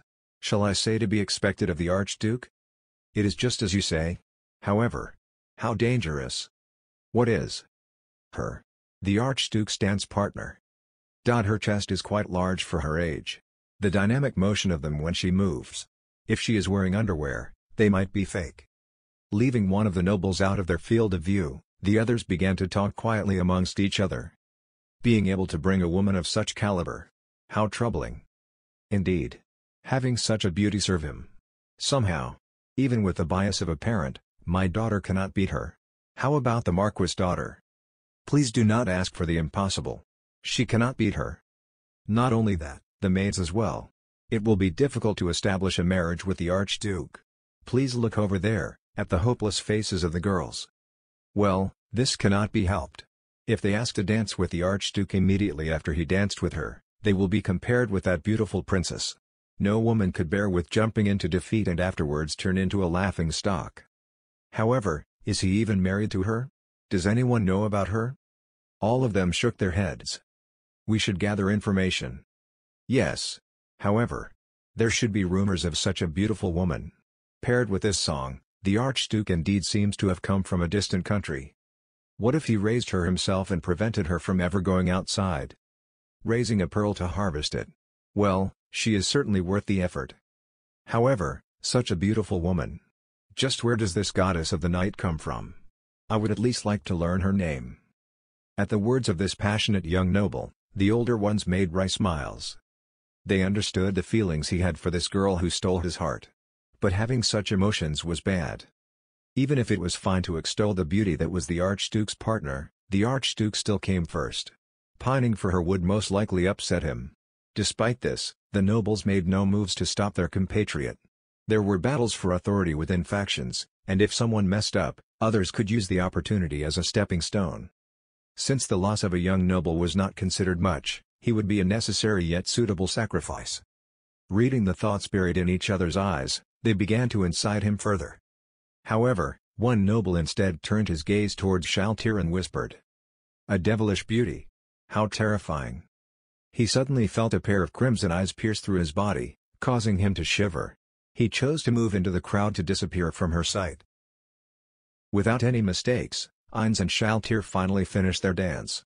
Bathed in the thunderous applause, Ainz felt perspiration trickle down his face but found himself unable to wipe it off. Of course, undead did not have any methods or even the need to regulate their temperature, but the feeling of stickiness failed to disappear. That was the level of pressure he was under. Heaving sighs of relief, and returned to his prepared seat. There, Jircniv and Rocky stood applauding with smiles on their faces. A wonderful dance. Indeed, Ainz. It was a splendid dance. Compliments to the lady as well. Thank you very much. Shaltir pinched the edges of her dress and curtsied, all whilst flashing a mischievous childish smile. Ainz had thought this earlier, and this action further reinforced his impression. She's like another person. As the two took their seats, Jircniv asked a question. Apologies about this, but I would like to introduce you to the nobles. Would you mind accompanying me? Many are eager to speak with you. Of course. It is important to meet the other nobles of this great country. Ainz nodded immediately. Ainz recalled what Kuuku and Arch had said about the foundations of events like this. He would be doing face-to-face introductions. Normally, the host of the party, Jircniv, would be extremely busy interacting with the nobles, but Ainz was being invited to accompany him. This deviated greatly from convention, but this was simply due to the level of importance Ainz was viewed with. He might be serious about wanting to become my friend. Ainz was pleased with the way Jircniv treated him. However, Ainz took a cursory glance at all of the nobles looking his way. How much time would it take? A single introduction would take at least several minutes. As an undead, he felt no fatigue, but the sheer number of them still made him frown. Can I really remember all of their names without name cards? Ainz already had an answer to that question. According to Arch, remembering names and faces is a basic skill that all nobles have. While Ainz was absorbed in his thoughts, Jircniv and Rocky began to stand up. Since his face was covered with a mask, Ainz's face could not be read. However, Jircniv clearly sensed his discomfort and elaborated. There are women as well. It would be better for there to be other women besides us as well. Is that so? Yes. May I please ask what is your relationship with Lady Shaltir? If she is your fiancée, you two should come together, but if not, it would be best for her not to accompany us. If that was the proper etiquette of noble society, Shaltir, who was not even his fiancée, should not follow. Ainz and Shaltir exchanged gazes, and Ainz then nodded. I understand. I shall wait here. Sorry. No, not at all. Please enjoy yourself, Ainz-sama. Ainz waved at Shaltir, giving her a short farewell as he left with his two companions. The knights protected the podium then split up to follow them. They were called the Four Knights, or something? That thought appeared in the corner of his mind, but he immediately discarded it. What he had to consider now was more important. He could not lose focus here. Being led by Jircniv, Ainz tried to commit everything to memory. The most important thing was not to make any promises. Making such promises in front of this many people would result in a risky situation when the time came, and depending on what he promised, people would look down on him and his position. Being overly revered gave Ainz stomach cramps. Underneath his mask, Ainz glared at the nobles. Starting now, Ainz would begin his disadvantageous battle. Defeat was the same as dragging the name of Nazarick through the mud. Ainz fastened the strap to his helmet that had loosened from his success in dancing. Moving her head, Shaltir's eyes chased Ainz's back. He was currently talking with an aged man with silver hair who was introduced by Jircniv. Rather than having a conversation, they were testing each other's depth through their greetings. However, thanks to the prodding, they could not talk for long, and they began their farewells. This was already the umpteenth time. Slowly but surely, Ainz's mental stamina was being sapped. This was something only someone who was constantly observing and working with him, would notice. Ainz-sama seems to be tired. It might be better for him to come back soon. Shaltir daintily placed a finger on her lips and spoke. But at that moment, "Please excuse my presence." A noble stepped forward before Shaltir. His hair was blonde. His eyes blue. His clean and elegant face was paired with a set of fine clothes. He was naturally tall, but his height was accentuated by his ramrod straight figure. He gave an elegant bow. In response, Shaltir silently smiled. She had no interest in him, but she had to follow her master's wishes and could not even yawn here. Seeing her smile, the noble blushed as he asked her a question. "May I please take your hand?" He was inviting her to dance with him. "This me?" Shaltir laughed in her heart. "With human trash? One of them wants to touch me?" Key. A strange sound unconsciously emanated from her mouth. For an instant, the noble made a confused face, and she had no intention to let it go. "You idiot. The only ones who can touch me are the supreme beings. Well, I'll permit my comrades from Nazarick and my subordinates. However, trash like you will not be forgiven. Shall I kill you? I can end this with a wave of my right hand." "No, killing you here would make Ein-sama unhappy. I must not do that." Without moving her head, Shaltir scanned her surroundings. Several people were looking at them. And they were unsure of how to deal with the situation. The Emperor should be aware of what's happening here. Despite this, why is the host not doing anything? Is there a reason for this? How annoying. Normally she would kill any humans in her way. However, she could not do that here. However, was this really impossible? With her current position, was she truly not allowed to get away with killing one human? Shaltir narrowed her eyes, but then Yuri Alpha stepped forward, standing between her and the noble. Not only that, the other maids began to step closer to Shaltir. Shaltir-sama would like to refuse. "Please return." "Lady Shaltir. What a beautiful name. Now, I believe she has not said anything. The one to return would be you, I believe. You maid." Unconsciously, Shaltir laughed. Yuri Alpha was indeed a maid. However, she was created by the supreme beings. Then the difference in treatment between her and Shaltir Bloodfallen was a big problem. Even though both of them were created to fulfill their orders. "Yuri, step back. Is that acceptable? Shaltir-sama?" "Yes, I do not mind." "Yes, please hurry up and leave." Yuri took a step back, and the noble smiled, believing he had won. However, Shaltir opened her crimson lips and spoke. "Get lost, you piece of shit. Your stench nauseates me. Do not dirty the honorable name granted to me by the supreme beings." Unable to understand her words, his eyes widened. With that, Shaltir's fake smile changed into a dark smirk, causing the retinue of people the noble brought with him to give him pitying gazes. "Do you have some business with my partner? If you need to speak to her, tell me and I shall pass it on." Ein-sama. Shivers ran down Shaltir's spine. For an instant, it felt like she had become Ein's belonging. No, she was indeed his belonging, but normally her master would treat them with respect and kindness. However, just for an instant, it felt like she belonged to him. Her cold expression from earlier disappeared as lust filled her eyes. If Ein's desired it, she would offer him her everything right here. Such intense emotions were pouring out of her eyes. Seeing this, the noble youth was at a loss for words. He understood that he was not even considered the Archduke's opponent, that what he was doing nothing but futile and useless. He did not even have the strength to rebut. The young noble mumbled out some apologies and then proceeded to disappear from Ein's and Shaltir's sights. "Oh dear. Even though we are not so proficient in dance. Although, if I had interrupted the two of you I apologize." "Ein-sama." Shaltir stood up from her chair and draped herself upon Ein's arm. Ein's instinctively tried to pull his arm away, but it was held firmly in Shaltir's grasp.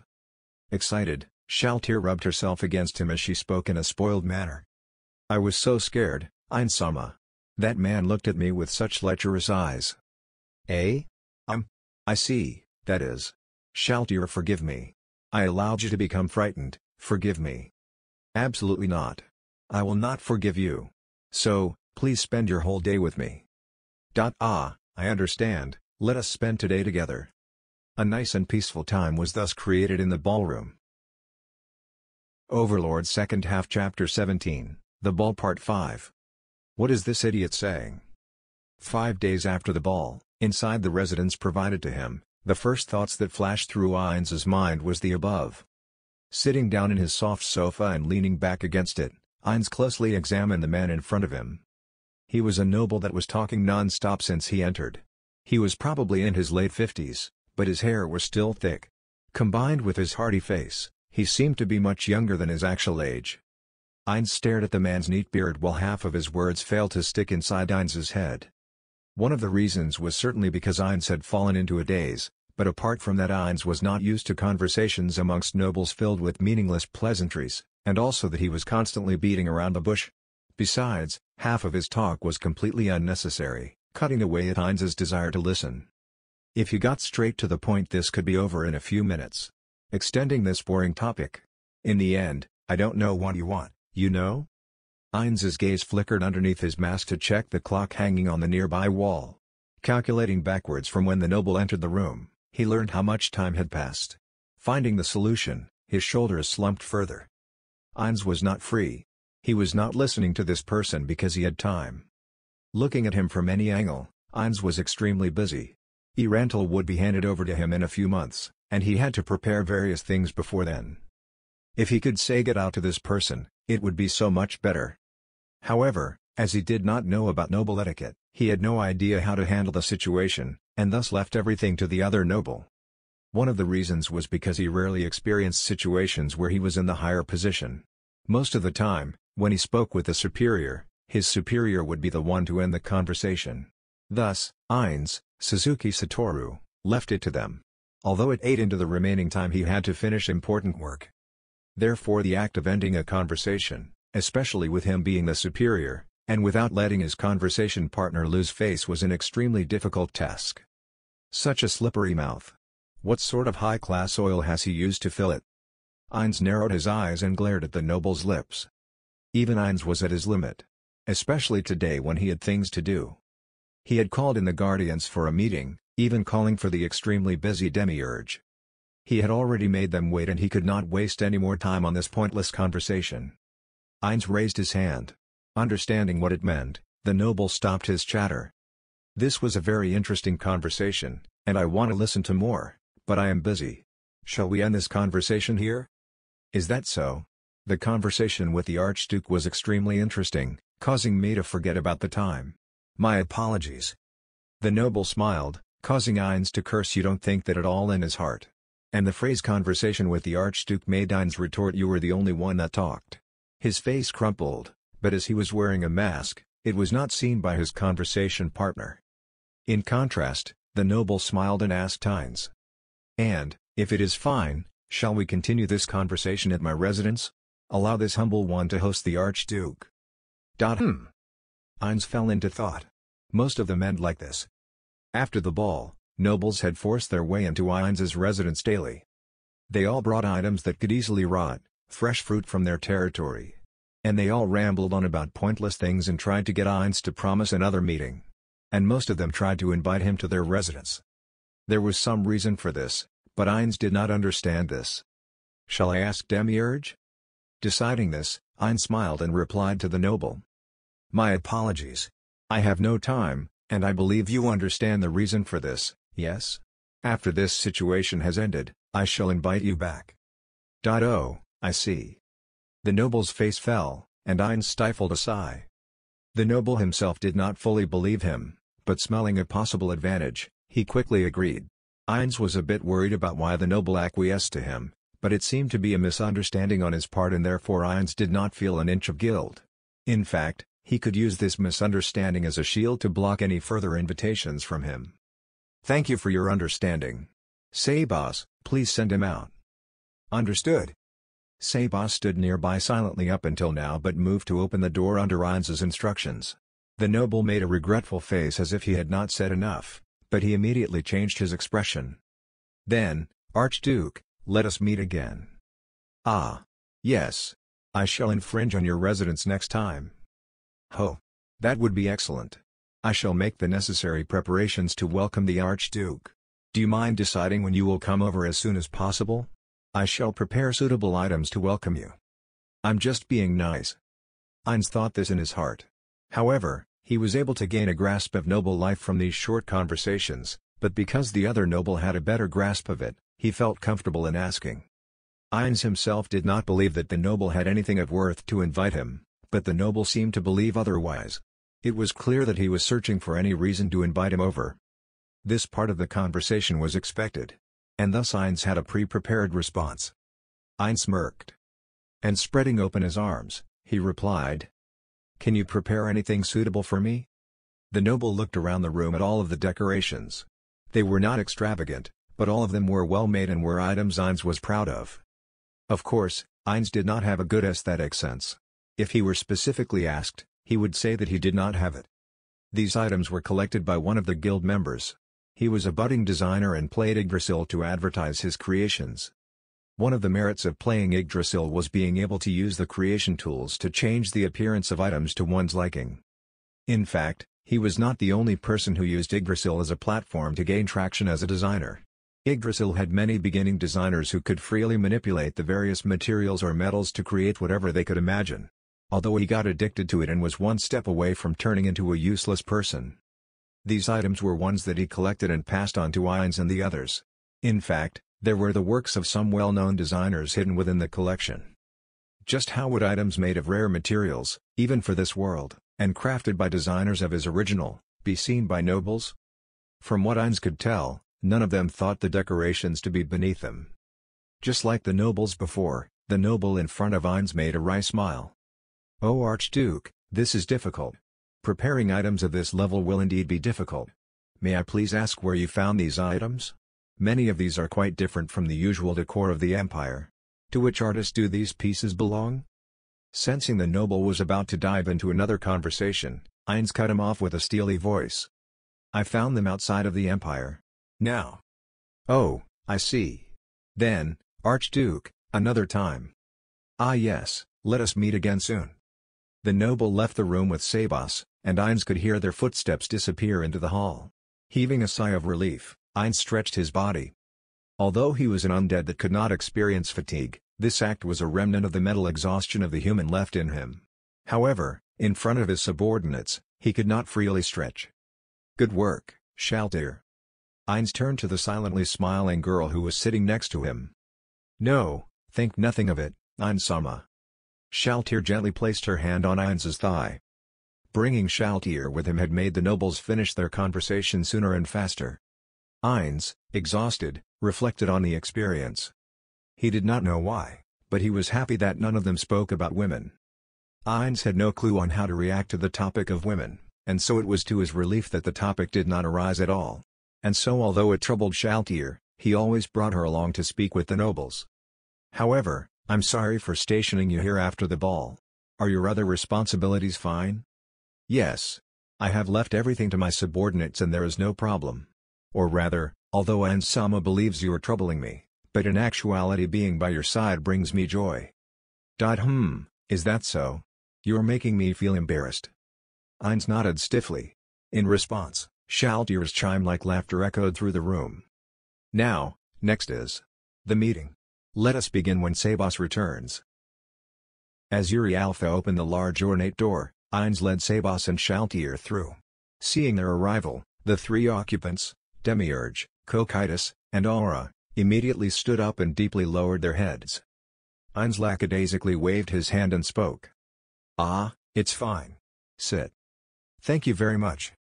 The three, along with Sabas and Shaltir, despite acknowledging his words, showed no sign of sitting down. There were no rude insolent fools who would take their seat before their master. After countless similar experiences, Ainz understood this. So instead of talking further, he slipped past the guardians and lowered himself onto the highest and most elaborate chair in the room. He then repeated himself, and the guardians finally obeyed. "Now, before we begin, allow me to apologize for being late. Especially to Demiurge."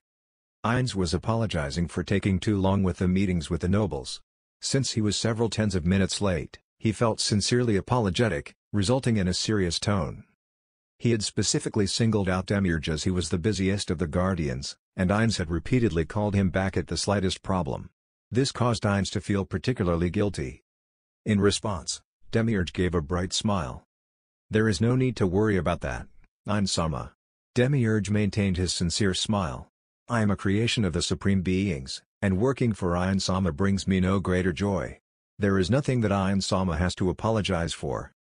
I appreciate your loyalty, Demiurge. If there is something you desire, inform me. Does anything come to mind? No, there is nothing. However, if possible, I would like permission from Ain Sama to work myself to the bone to prove my loyalty. Ha, Demiurge, you have no desires. I will accept your, know everyone's loyalty, with gratitude. Thank you very much. Although Demiurge was the only one who spoke, the others in the room accompanied him to lower their heads. Then, let us begin the meeting. I shall appoint Demiurge as the facilitator. Understood. Demiurge once again bowed to Ainz and then turned his attention to his fellow guardians. Now, everyone, we shall begin the meeting. The main focus will be on the administration of the city that Ain Sama will rule over, Irandel, and its surrounding areas. But before we dive in, may we please have a few words from Ain Sama? Ainz predicted this development and thus acted out the pre-prepared script. As Demiurge has said, we shall discuss on how to administer the city of Irandel and its surroundings. I have a plan on how to unify the land, but I would like to hear the opinions of you, the Guardians. I hope that you can present me with ideas that are beyond my imagination. However, there is no need to force yourselves. I simply wish to know how you would act in my place. Please feel free to casually discuss ideas and pay no heed to me or how you believe I would act. Stumbling upon something, Ainz quickly tagged on a phrase at the end. And Guardians, I thank you for coming despite your busy schedules. There is no such thing, Ain Sama. We, the ones created by the Supreme Beings, would do anything for Ain Sama. It is just as Demiurge says. There is nothing that Ain Sama needs to feel grateful for. Indeed. Being of help to Ain Sama is our raison d'etre. Yes. We are the ones that should be grateful. That we can be of use to Ain Sama. Seeing the Guardians instantly try to refute his words, Ainz smiled in satisfaction and then turned to face Demiurge. Now, Demiurge, begin. Understood, Ain Sama. Now, ladies and gentlemen, with Ain Sama's words in mind, let us brainstorm on how to unify this land. At those words, a firestorm of opinions blasted across the table. Ainz listened to them and nodded secretly in satisfaction. Although he had said that he had a plan, he, of course, did not. He was a regular person who naturally had no such ability. The most that he could do was being able to use database software in the occasional presentation. He could not completely govern. Also, there was the possibility of all of his knowledge being redundant due to the change in worlds. For example, if he were asked to implement farming policies, despite being able to plow fields with magic, the knowledge he gained from living in an automated society would be of no use. Thus Ainz was keenly aware that he would be of no use here. Of course, Ainz did not intend to end it here. He wanted to learn and study the various policies and laws implemented in the Empire. However, most of it failed to stick in his brain. This was like all the knowledge he had accumulated in life was completely different from what he was doing. He had tried to study, and portions of the knowledge had entered his brain, but considering that he was an undead that did not require rest, it was practically nothing. That was what happened when one tried to learn difficult content that he or she had no interest in. And because of this situation, Ainz found himself completely agreeing with the Guardian's opinions, particularly that of Demiurge. As expected of the greatest intelligence in the great underground tomb of Nazarick. Every time Demiurge made a suggestion, Ainz applauded him in his mind. Whenever one of the Guardians asked him the reasons for such suggestions, his replies were understandable and reasonable. In Ainz's head, Demiurge was the ideal CEO, one able to act according to logic, and able to run the company perfectly. In fact, he felt that if he said I believe Demiurge understands my intentions perfectly, Demiurge would be able to take care of everything perfectly. However, Aura's next words instantly shattered his prior feelings. But guys, why do we have to rule humans with such a level of perfection? Silence fell upon the room. Although Ainz was shocked, thinking what are you talking about, Aura? The other Guardians acted as if the wool had been pulled from their eyes, and agreed. Indeed, Aura. What you say is correct. Yes. There is no need to rule over humans that well. The reason why Ain Sama is controlling this land is to earn money. Then all we have to do is to borrow undead from Ain Sama and have them work. There is no need to create policies that place emphasis on humans. An army of undead under Ain Sama's control. How beautiful. Agreed. It is a sight that would be suitable for the great King of Death, Ein-sama. Amid the Guardian's fervent chatter, the sole remaining calm voice in the room spoke. However, humans do have their own charm. At Sabas' words, the Guardians turned to look at each other. And as their representative, Demiurge put on a smile as he faced Sabas and asked. Where, Sabas? What aspect of humanity is charming? There. Sabas was at a loss for words. After all, he understood what the demonic face was saying. However, Shaltir offered him a rope. Sabas might be correct. After all, isn't it fun to kill humans? If possible, I would like to have a parent and child fight each other to the death. It was not a rope at all. However, it managed to resonate with something within Demiurge. Shaltir's words were not meant to irritate Sabas, but they were simply filled with honest and sincere curiosity, like how a child spoke of a prank. Excluding strong individuals. Shall we get the weak to face each other? During training sessions, we could provide them with weapons and have them fight each other to the death. They might be good feed for my pets. Or spoke of humans as if they were live feed for their pets. Demiurge, hearing all of these methods in which to utilize humans, smiled and nodded to Sabas. Indeed Sabas, it is just as you say. The sheep do have value. Sabas silently closed his eyes. Seeing this, one side of Demiurge's lips curled upwards. Sheep? Ainz was a bit puzzled at this, but he roughly guessed that Demiurge was using a metaphor of a sacrificial lamb. Also, he vaguely felt that he heard something similar a long time ago, but he could not remember. Then how about building a farm there? That's a good idea. How about beginning from 15 years of age? Humans have to give birth every year. Then once they reach 45, we kill them. Since they cannot lay eggs, there is a need to prepare marriage partners. What shall we do about them? We can simply force them to yes? If we can find them in a small room, they'll do it on their own right? We can also kill them if they don't get pregnant too. We can let the undead grow food. All they have to do is to swing their hips. Won't humans be extremely satisfied with this? We should kill the ugly ones and only leave the attractive ones alive. Then it might be good to allow polygamy. No, I don't think we should decide based on appearance. And it's not like they are serving Ein-sama and so we don't have to care about them. Is that so? I think that it's more fun to kill the prettier ones than the ugly ones. But if Demiurge thinks otherwise, then it's fine. But it's difficult to conceive at 45. We should have them stop at around 30, and have them raise the children. However, it's not fun to kill a 45-year-old.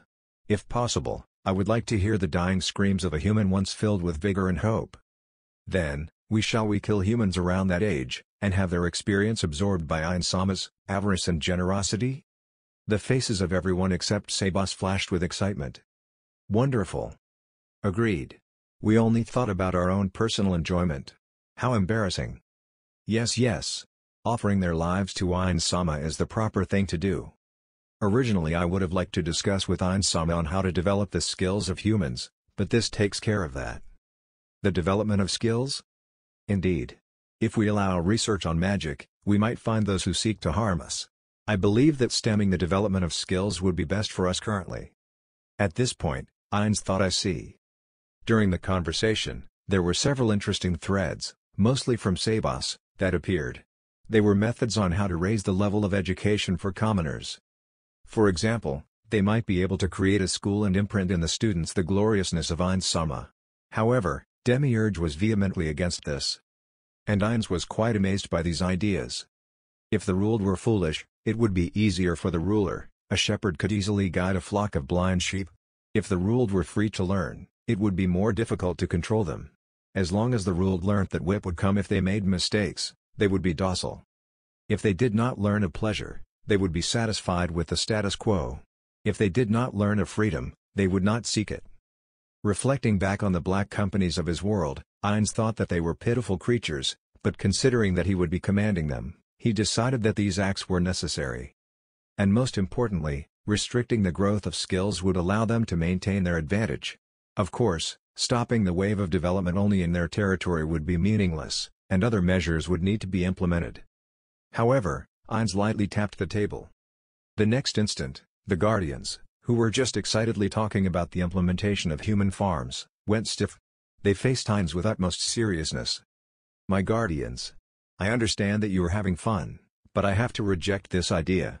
I do not wish to bring pain onto humans. May we please ask why? Ha! Are you serious, Demiurge? Seeing the Guardians bow their heads in shame, Ainz continued. In this situation where there might be beings that rival me, I would like to avoid making more enemies. In the previous battle, I acted in a manner proper of a noble of the Empire. However, ruling Erandel and its surroundings in the manner you all have suggested goes against this. If we do this, excuses will not be accepted. I believe I have said this before. I wish to become a hero. I see, we have lost sight of the main goal. No, I do not mind. In fact, I had thought that you were reading my mind for the first half of the discussion, Demiurge. Thank you very much. As for how to unify the area, we can simply use the suggestions from before we went off topic. However, what I am truly interested in is how to unify them. The Guardians all wore puzzled expressions. Well, leaving everything to demons and undead will. How should I put this? Possibly incite hostility. Therefore I would like to command humans and leave some responsibilities to them. I see. And so Ainz-sama is worried that there are no such qualified people. Indeed. How about humiliating and then training them? Shaltir, shut up for a bit. Yes. Leaving the collapsed Shaltir in a corner of his vision, Ainz continued. I am a hero, a great noble of the Empire. How should such a man gather humans? Ainz was suddenly interrupted by several knocks on the door. The Guardians turned to look at Ainz. Understanding their gesture, Ainz nodded. Gaining permission, Aura walked over to the door, opened it and took a look at the person outside. It is Yuri. Enter. Hearing this command, the battle maid, Yuri Alpha, entered the room. After her bow, Ainz spoke. What is it? Yuri. Yes. There is a noble who wishes to meet with Ainz-sama. What shall we do about him? Again. Ainz buried his face in his hands and spat out his next words. I am tired. Tell him that and chase him away. Understood. Taking another bow, Yuri left the room. As the door clicked closed, Aura spoke. There is no need for Ainz-sama to lie. I believe that it is enough to tell them to get lost. I cannot do so. I too am a noble. I would like to have at least a basic relationship with the other nobles. However, do you think that I was underestimated at the ball, Shaltir? Hearing her name being called, Shaltir shot back up to respond. That is impossible. I see. Then why do you think this is happening? May I interject, Ainz-sama? What is it, Demiurge? This is my conjecture. I believe that this is because Ainz-sama displayed to the public that he has proper upbringing and education. Ainz was unable to keep up with Demiurge's train of thought and thus gestured for him to continue. Yes. Basically, to put it simply, the methods of nobles will work on Ainz-sama, and that you will act within their expectations. Is that so? People stayed away from the insane because they did not know what they would do. In contrast, Ainz showed that he acted like a noble, and thus that he would respond like a noble, in front of everyone at the ball. Thus, the nobles acted within the range of proper etiquette. In fact, Ainz vaguely noticed that they brought fresh fruit as welcome gifts to use the excuse that they will rot, hoping for an audience. Then, what should we do? While he purposefully showed off his poison grace to prove himself to the nobility, it had invited an unexpected situation. However, all Ainz had to do was to bear with it. He was a member of the nobility after all. However, as he was not familiar with noble etiquette, Ainz was worried that he might commit a faux pas. If he were Momonga or Suzuki Satoru, the humiliation would be fine. However, the name of Ainz Ulgon, must never be tarnished. Ainz-sama. I believe that we should proceed to the next step. What? What is he talking about? But Ainz was not foolish enough to vocalize this thought. And so, as he had done many times before as the ruler of Nazarick, he acted like he knew. Oh dear. Isn't it a bit too early? Not at all. I believe the time is ripe. Ainz who understood nothing, and Demiurge who seemed to be able to see all. The Guardians who could not keep up with their conversation began to whisper amongst themselves. Hey, Shaltir. What are they talking about? I'm afraid I don't know. Gokaitis? The wisdom of Ainz-sama is unfathomable, and people like us are unable to understand him. In fact, we should be praising Demiurge for noticing. As expected, one the most intelligent in Nazarick. What do you think, Sabas? I am simply a being that faithfully carries out Ainz-sama's orders. Ainz gestured to the Guardians with his chin. Demiurge, explain to them. Understood. Ein Sama has entered noble society wearing a mask. The important thing here is to wonder why it is necessary for Ein Sama to continue wearing this mask? Because humans would be scared of him if they learned of his true face? Or immediately replied. Ein similarly secretly agreed with her. Exactly. At the ball, the nobles spoke with Ein Sama and learnt that he was one of them, yes? The fact that many nobles seek audiences with him is proof of this. Then, now we can remove his mask and show them his true face. This is the part I do not understand. Why is there a need to show Ein Sama's true face? The weak beings known as humans would be filled with fear, and eventually hostility. Does this not diverge from the fact that Ein Sama desires to become a hero? That, Cocytus seemed to stumble upon something and became silent. A hero. A hero that wears a mask, without showing his true face. Is bad? Ein's questioned this, but thinking about it rationally, it was very suspicious. Then would it not be better to create a fake face using illusion magic? However, then would an illusion not work? I believe Lupus Regina has received a mask from Ein Sama that allows her to change her face at will. What if it is seen through? What if something happens and the illusion is shattered at the most important time? Then we can use Ein Sama's own magic. No being can penetrate Ein Sama's spells. We cannot assume that, aura. I have bought many scrolls, and many unknown spells have been created. We cannot be confident and say that there are no spells that can destroy illusions. It is as Sabas says. And that is why Ein Sama is so terrifying. The reason why he did not use illusion magic and instead used a mask is precisely for this reason, I believe. He foresaw this problem and paid close attention to it. Oh! The guardians all raised cries of admiration. Seeing all of the guardians' eyes sparkle with amazement, Ein's nodded. Now let us return to the main subject. Showing Ein Sama's true face and causing the humans to fear him, Demiurge flashed a cold sadistic smile. Isn't that fine? Now that Ein Sama has displayed his intellect, he should next display his power and fearsomeness. Of course, if he had shown his face from the beginning we could not do this. However, even if the nobles fear him, they will recall that they could hold conversations with him. And if they had enough to gain, the greed will overcome their fear and cause them to be drawn it like moths to a flame. Saying that, Demiurge bowed. Wonderful. Planning this far. No, in fact being able to see through my plans is amazing in itself, Demiurge. Since you have been able to see through this much, can I leave the preparations to you? Of course. I shall prepare everything such that they meet your standards. Oh, you came? Don't tell me that when you told me to do so. Hearing the woman speak to him in a cold voice, Jyrcianov responded in an astonished manner. It was not an overstatement to say that in the whole empire, no one would speak such words to him. No, the number had increased from a few months ago. With the Archduke. However, amongst the humans, it was only her. Normally, speaking to the empire in such a tone would be unforgivable, but this woman was an exception. Jyrcianov looked at the owner of this room. The woman sitting at one of the 4 chairs around a circular table was dressed in the minimum amount of jewelry. Compared to the room around her, she was quite plain. And her face was not pretty, and she was not filled with grace. It was as if the daughter of a poor noble family was sitting before him. Would it not be cute for you to say I've been waiting or something like that? Roxy? Cutting across the room, Jyrcianov slouched himself into a chair placed in front of the woman. Roxy. No, I was not waiting.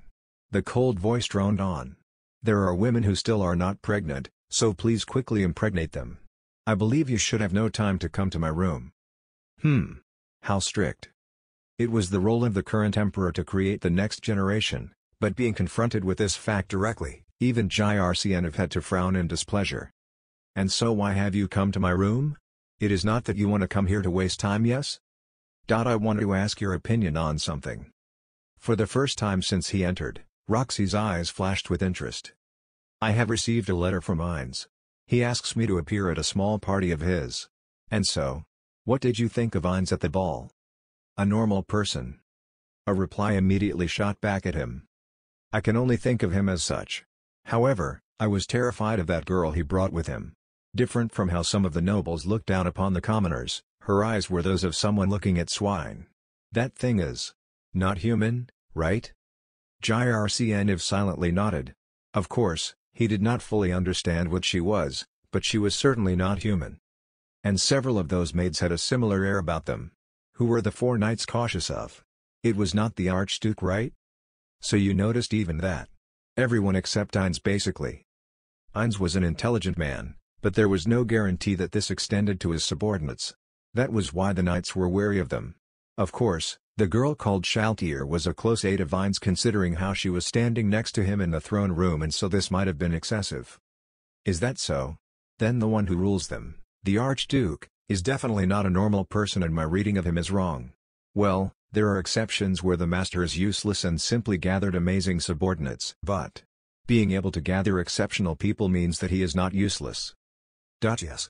Heinz is not that exception. His acting is just splendid. In fact, I'm amazed at how well he can act like a normal person. It might be a spell of some sort. So that is what you think of the Archduke. I saw that he was not used to dancing, but he seemed knowledgeable about noble culture.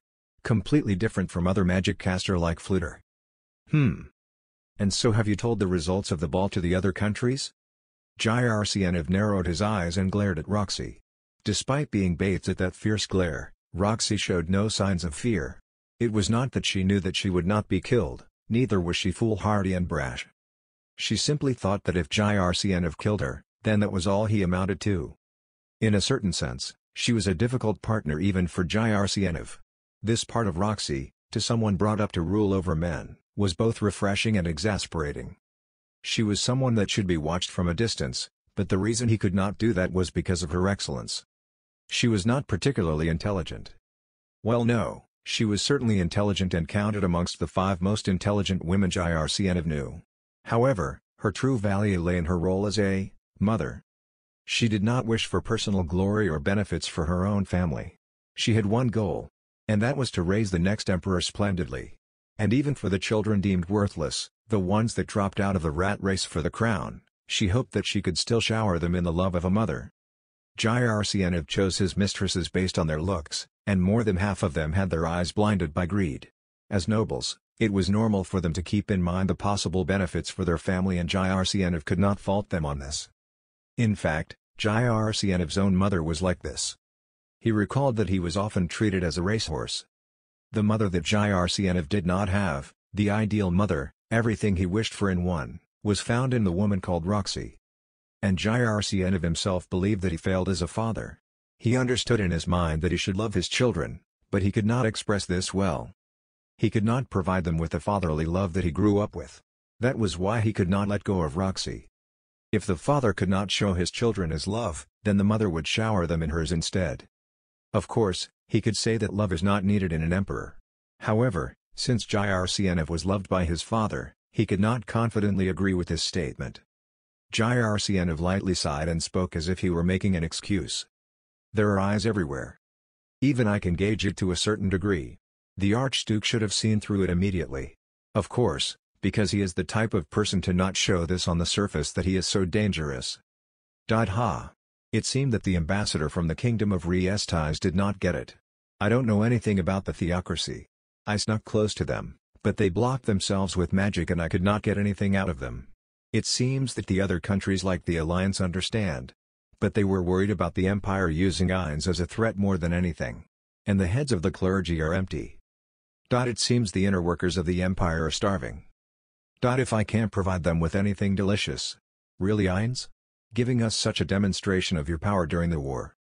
Seeing that Jyrcnov was falling into thought, Roxy began to question him in a joking manner. By the way, all of those maids were beautiful and seemed to be excellent. Will you not invite them into your inner palace? A marriage with people from the Archduke's faction will strengthen your relationship with him. Similar to how Roxy shot him down, Jyrcnov quickly fired back a response. With a face that showed his deep disgust. Spare me. If we add in those people, the ranking of the women I hate will change greatly. True.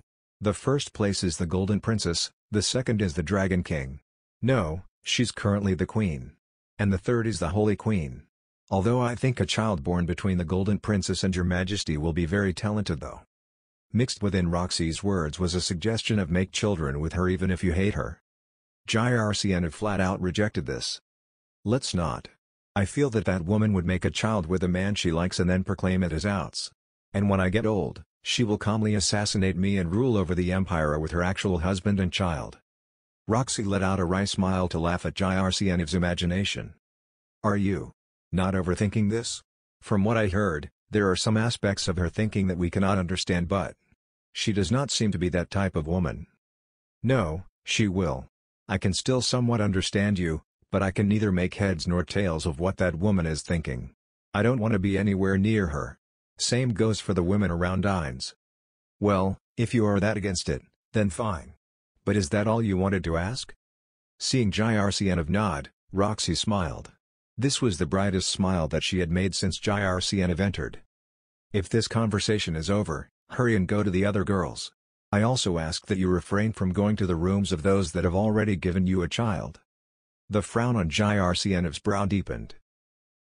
A certain day, an extravagant figure was standing before the main entrance to Ainz's estate. His face was sharp and elegant, born from generations of the mixing of noble blood, and his salt and pepper hair was set cleanly. His warm eyes had a tint of wisdom lying inside. He was one of the great nobles, Marquis Griad. Griad used the door knocker to slam on the door and chuckled. It was almost impossible for a marquis such as himself to not bring an entourage to visit the estate of another noble.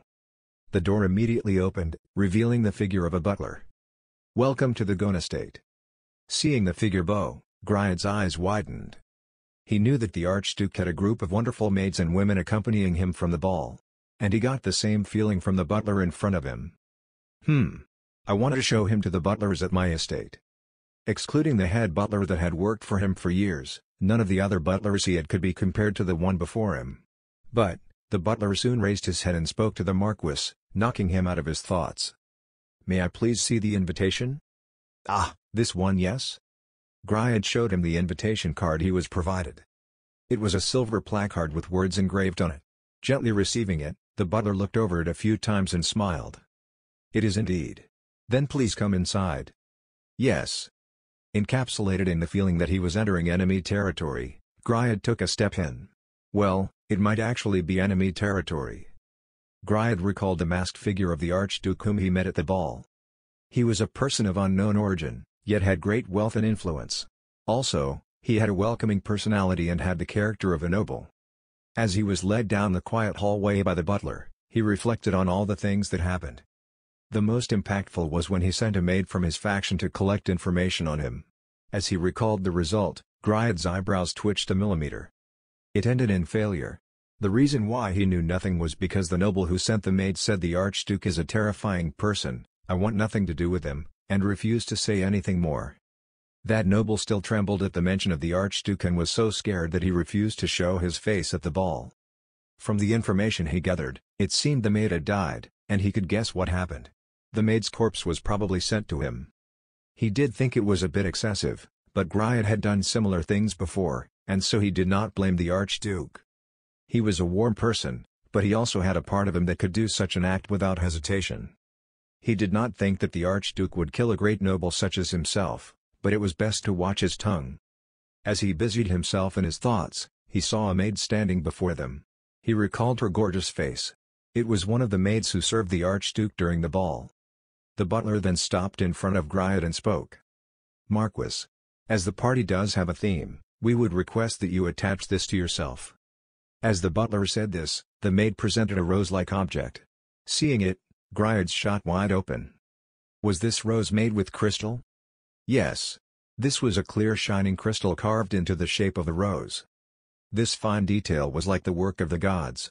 Like how a certain monster could turn living beings to stone, it was possible that a monster had changed a rose into a crystal. Yes.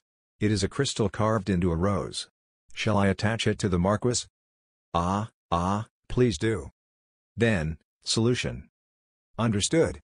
The maid attached the crystalline rose to Griad's chest. However, his eyes were affixed to the divine beauty of the rose. The more he looked at it, the more he understood how wonderful it was. The crystal was shaped so fine to be as thin as flower petals. And this was not assembled, but cut from a single crystal. It was not made in batches with magic but by the time and effort of a god-level craftsman. Even as Griad's attention completely abandoned the maid as he could not release his gaze from the rose. Even a great noble such as himself did not have artwork of this level. He was once again caught a glimpse of the vast wealth of the unknown Archduke. Griad shook his head and shifted his gaze forward. His attention was pulled in by the work, and the desire to stand still and admire it still existed, but the reason he could resist the pull was due to his discipline as a great noble. As a noble, respect was very important. Losing himself after entering the Archduke's residence was unbecoming of him. "My apologies. May you please guide me inside?" "Of course. This way please." The room the butler guided him to was large and wide. Inside were several familiar faces, and the sight of him caused Griad's eyes to narrow. All of the nobles before him were high-ranked enough to be called great nobles. And there were only nobles. The other high-ranking figures of the empire such as the clergy were nowhere to be seen. The only exception, the only person who was not a great noble, was General Ray, who was silently leaning against the wall. Griad recalled hearing rumors that he had entered the Archduke's faction, and this seemed to be true. And there was one thing that caused Griad to be shocked. Of course, he did not let it show on his face, but the shock was so great that he was not confident in his ability to maintain his poker face. The work of art, the rose, that Griad was enamored with was pinned upon the labels of everyone in his room. How rich is he? Just how has the Archduke accumulated such wealth? Or was it created with magic? This ridiculous and impossible scene caused him to scream in his heart. Wealth, power and beauty. All three of these qualities were owned by the Archduke in spades. Just where did he get them? There were rumors that he was not human, that he was a dragon who transformed himself into a human, and Griad felt that this rumor was now probable. Griad took several deep breaths. He was fully aware of the Archduke's capabilities. And so it was even more pertinent to keep a calm head. As the man in charge of his faction, he had to identify the main reason for the hosting of this party and decide whether it was beneficial or not. If he were lost in the glamour of the Archduke, there was a possibility of failure. Now what should I do? Is this a party where we stand around and eat? That seems a bit boorish. A person with such wealth will surely prepare something extraordinary, but... Normally, he would make pleasant conversation with the other faction bosses, but should he do this here and now? Griad scanned the room multiple times. The reason he believed it was such a party was due to the table on the far side of the room filled with food. Of course, there were drinks as well. However, the maids that would normally be present to serve the guests were nowhere to be found. Basically, it was as if he were telling the great nobles to serve themselves. This would be extremely rude and would show that the Archduke had no manners. Normally this would be the case. However, since the wealthy Archduke has done such a thing, it must have a deeper meaning. Therefore no one uttered a word of complaint. Any noble who was foolish enough to do so was not present. The only other thing that attracted attention was the large mirror. What is going on here? The Archduke said that he was hosting a party, but what was his true intent? Griad could not figure it out. And it seemed neither could the other great nobles. Suddenly, a cry rang through the room. Delicious! Everyone's gazes fell on a noble standing near the buffet. His cry had attracted the interest of many nobles. If it were any other noble saying this, they would pay no heed, but this was unequal to them. This meant that there was food so delicious that caused one of them to break protocol and cry out. There was no way they would not be interested. They did not rush, but the interested nobles began to walk to the buffet. From what they saw, it was nothing more than an arrangement of various delicious foods. Being able to eat high-class ingredients every day, this seemed perfectly normal to the nobles. The noble who cried out was entranced by the food, stuffing handful after handful into his bulging cheeks. It was an unrefined act, and it would be acceptable to make fun of him. However, this strongly stimulated the noble's curiosity. It was that amazing? The food was produced by the best ingredients and cooked with the best cooking methods. It was the same for Griad. The Archduke was wealthy enough to provide roses for everyone, and so the food he offered would certainly be interesting. As all of the nobles in the room gathered around the buffet, they each reached out to eat. Griad had grabbed a dish that seemed to be a fried chicken leg. It was cut into bite-sized pieces and was skewered by silver needles. He placed it into his mouth. He removed the needle and chewed. Amazing! He unconsciously shouted out. He was not embarrassed. There were similar cries around him, and he even felt that it would be rude to remain silent and eat such delicious food. With each bite of the soft meat, its rich juices squirted out on his tongue. Amazing! He cried out again. Impossible! It was cold, how could this happen? As he chewed, Griad was attacked by a sense of shock, wondering just what was the food he had eaten until now. As the nobles finished and were reaching out for their next piece, a knock came from the door, and it opened. Returning to their senses, and feeling a tinge of shame of losing themselves in the food, they faced the door to see the butler who had guided them inside. "Everyone, I apologize for the wait. The preparations for the party have been completed, and I humbly request that we make our way there." The butler walked into the room and stopped before the large mirror. "Now, please come inside." For an instant, they wondered what he said. But they quickly understood what he meant. But what was there was a mirror, and certainly not a door. However, the butler's face was stoic, and he did not seem to be joking. The confusion was cut down by a single man. "I see. This is the Archduke's magic." It was General Ray. He walked towards the mirror but stopped before it. Reaching out with a hand, he touched the mirror, or so it seemed. In reality, what happened caused Griad to doubt his eyes. The arm that Ray stretched out seemed to be immersed in the mirror as if the surface was a lake. "Then everyone, I shall enter first." Ray entered the mirror. "What is this? Is this the Archduke's spell? How?" As noise filled the room, some nobles soon followed suit and entered the mirror. They were Ray's acquaintances or those who had personally interacted with the Archduke. Ray's presence was probably to act as a catalyst to get them to follow. Thinking that he could perform the same role, Griad began walking. Arranging people in lines, Griad walked through the mirror and saw a blinding flash of light. It was as if it were a completely different world. His mouth unconsciously hung agape as he stared. A world of white silver. Yes. It was a world of crystal. The floors and walls were all cut from a bluish ice-like crystal. A chandelier of ice dangled from the ceiling, casting a surprisingly soft white light on the room. A red carpet spread out on top of the floor, supporting the weight of a table of ice, on top of which was a golden candle holder and an array of food that would put the outside buffet to shame. Although made of ice, it was not cold. Despite it not being strange for them to be shivering from the freezing temperature surrounding them, their bodies did not feel a tinge of cold. Altogether, it seemed like a world from a fairy tale. Apart from the nobles who had just entered, there were also maids in the room. All of them were owners of beauty that Griad had rarely seen, inducing a shock that the Archduke had other beautiful maids that served him apart from the one seen at the ball. All of the nobles that entered behind Griad all wore expressions of shock. Despite living in a world where the expression of emotions was frowned upon, no one poked fun at them. Or rather, it was more of a familial feeling of "you too? Of course, it is. What is this room? Can magic easily do such a thing? Are those maids created from magic as well?" Screaming in his heart, Griad took a glass that was offered to him on a silver tray. The liquid inside was a clear blue, and it gave off the faint scent of alcohol. Should he drink it or not? Griad was at a loss. He was not worried about poison or the alcohol content. What he was worried about was that drinking this would cause all of the experiences and judgments he had accumulated over the years to come crumbling down. Hesitation. The other nobles who were pondering over their drink entered his sight.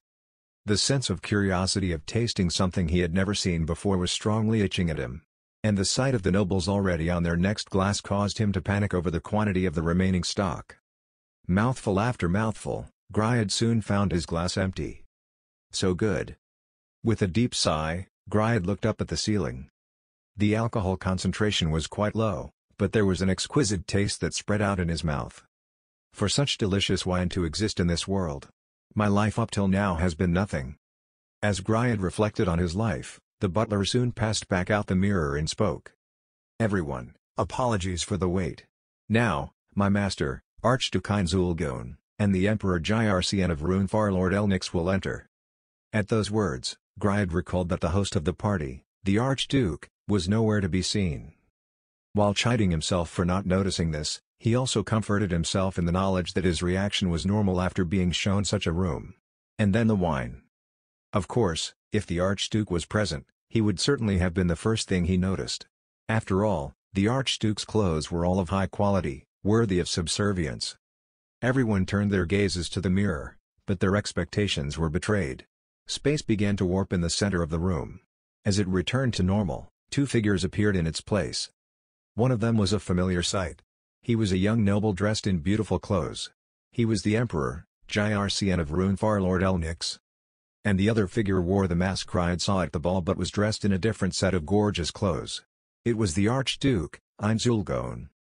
The Archduke bowed. It was graceful yet poignant, impossible to achieve without hundreds of practice sessions.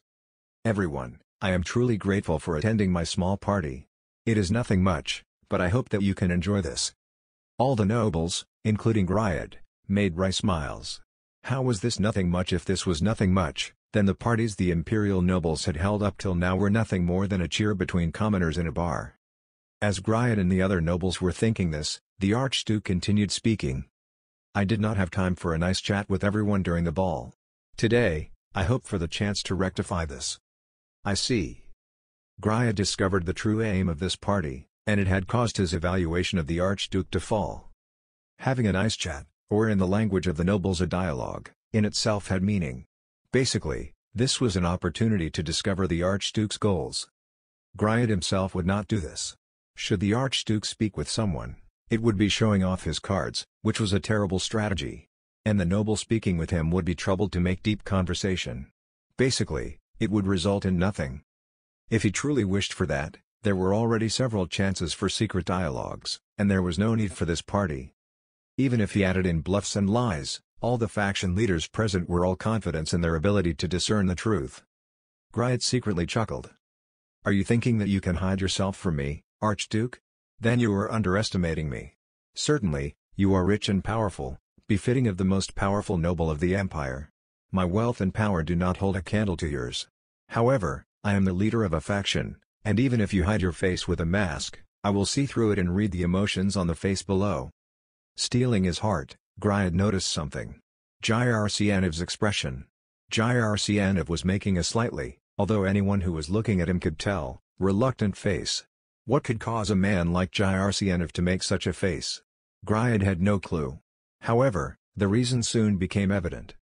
"I trust everyone here, and so I would like to show everyone my true face." At that, the Archduke removed his mask. As ripples of surprise spread out through the nobles, they nodded. The face underneath the mask was not human and was instead that of a terrifying undead. Thinking about it, it might be an illusion caused by magic, but he instantly understood a fact. "I see. It's natural for someone like this to accrue such wealth." Griad's heart felt no fear. The reason for this was the Archduke's actions up till now. Certainly, his body quivered at his true face. Since he was young, the priests had taught that undead were creatures that hated the living. However, as the Archduke has shown the poise required of a noble, this fear was assuaged, and the capacity to wonder just how to convince that power to benefit his faction, and him. Griad smiled. It was empty, devoid of hope. "I see. The Archduke. Rich and powerful. A monster. Well, it cannot be helped that humans cannot touch him." How arrogant he was to consider the Archduke his enemy. Griad had completely waved the white flag. However, as the leader of a faction, he could not wallow in defeat. Griad forced a smile and walked towards the Archduke. Overlord Second Half Chapter 18, Evil God Part 1. Ah! Heinz let out a huge sigh like an old man. It was a sigh of relief, one that released all of his mental, not physical, fatigue. He then collapsed into the sofa, which gently supported his weight and comfortingly enveloped him. Tight leather sofas were not bad, but this soft and fluffy one was difficult to throw away. While thinking such thoughts, Heinz rested his head on the sofa, looked at the ceiling, and spoke to himself. Good work. It was an extremely slovenly look and was certainly not befitting of the ruler of Nezarec. However, this was Heinz's private room in his residence in the Empire, and the maids who were working there were ordered into another room. Then isn't this fine? He thought to himself. If he could not even relax in his own private room, then it was not private. Of course, there was a reason why Heinz was this exhausted. To put it simply, the 2 days since he had shown his true face had been filled with visits from other nobles. As he was finally released from his busy schedule, he could finally empty his mind. He had overcome his hellish work and could relax in bed. Of course, as an undead who could not be mentally damaged, this exhaustion was brought on by the remnants of humanity surviving within him. While having conflicting feelings about the human element within him, he thought about the next part of his plan. As he did so, the unrest that he had suppressed for about 2 days was bubbling upwards. I wonder if they will stop coming. He was worried that it was a bit too early to reveal his face. However, the infinitely wiser Demiurge had strongly suggested it. There should be no problems. Chanting it in his mind, he forced the uncertainty in his mind to dissipate. Anyway, I should have shall here return to Nazareth, If the nobles are no longer coming, then there is no reason for her to stay here. He wished for Shaltir to return and shore up Nazarik's defenses. Certainly, there were suggestions that Shaltir remain with Ainz to protect him as a guardian. Even Demiurge agreed with this. Amongst the guardians, only one person could fulfill this role. As elves were sometimes slaves in the Empire, he could not let a dark elf like Or protect him. And an anthropomorph like Cocytus was out of the question. And Demiurge was busy with other responsibilities. Gargantua was impossible. Thus Shaltir. Appearance-wise she was not much different from a human, excluding her personality, and she was well known by the nobles. No one would be suspicious of her presence. And thus she was the perfect guard. However, Ainz believed that the security of the great underground tomb of Nazarik took precedence over his safety. He could certainly understand the various concerns of the guardians, but Sabas was here too, and if the situation became unfavorable, all he had to do was teleport away. And he did not mind even if enemies took over the capital and he lost his mansion. Then placing a large force here would be meaningless. And as he followed his chain of thought, he recalled Aura, and thus the existence of slaves. Slaves. If possible, I would like men with strong muscles. Having a strong man wielding weapons would give off quite the presence. I don't need women, and I'm not Sabas. While it seemed that using Nazarik's forces was acceptable, it in fact was not. While he had revealed his face, it was only amongst the high-ranking nobles. He could not do so in front of the peasantry. This was a result of information disparity. Since the nobles knew not to attack the Archduke, this was fine. However, the common folk knew next to nothing of the Archduke, and they would be shocked to learn of his true face. This much was obvious. Thus Ainz had no intention to release information that would cause the masses to fear him.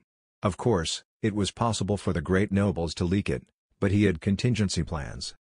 And so while he could certainly draw attention, it was best that he be thought of as human. And there was a reason why he needed slaves with impact. Ainz and Sabas were strong. The battlemaids were also stationed here, so excluding any unknown players, they could easily repel most enemies. However, they looked like an old man and beautiful women, and so many would underestimate them. Ainz had been considering the convenience of having several strong-looking men around him in order to visibly show that he was not scared of a fight. And there is work that requires physical labor. Even though it's Sabas, it would be bad to let him carry several tons of items. And borrowing the guards they stationed around me would reveal that I lack manpower. Ainz's residence was being protected by several of General Ray's subordinates. Their loyalty was indeed great, and some of them were in fact willing to die for him. The reason for this was that they desired the rewards that Ainz offered them. He had rewarded them with some small favors. Giving them items would be a waste, and so he passed Anya come over and healed them if they were ill. The injured and ill who could not be healed by low-class healing magic were suddenly in tip-top shape after spending a day with Ainz. This caused their enthusiasm and loyalty to shoot through the roof. Some of them probably desired wealth. While it was true that he could not fully trust those who wished for rewards, if Ainz had to pick between one of the two groups, he would prefer the latter. As long as they stood to gain, they would not betray you. In that sense, Ainz was very happy to be able to use rational and logical people, instead of trusting the loyalty of capricious women. According to Demiurge, when you grasp their hearts, you can trust them, and while Ainz could understand the level of loyalty from the women Sabas brought, he himself did not understand women, and so their trust was something to be avoided.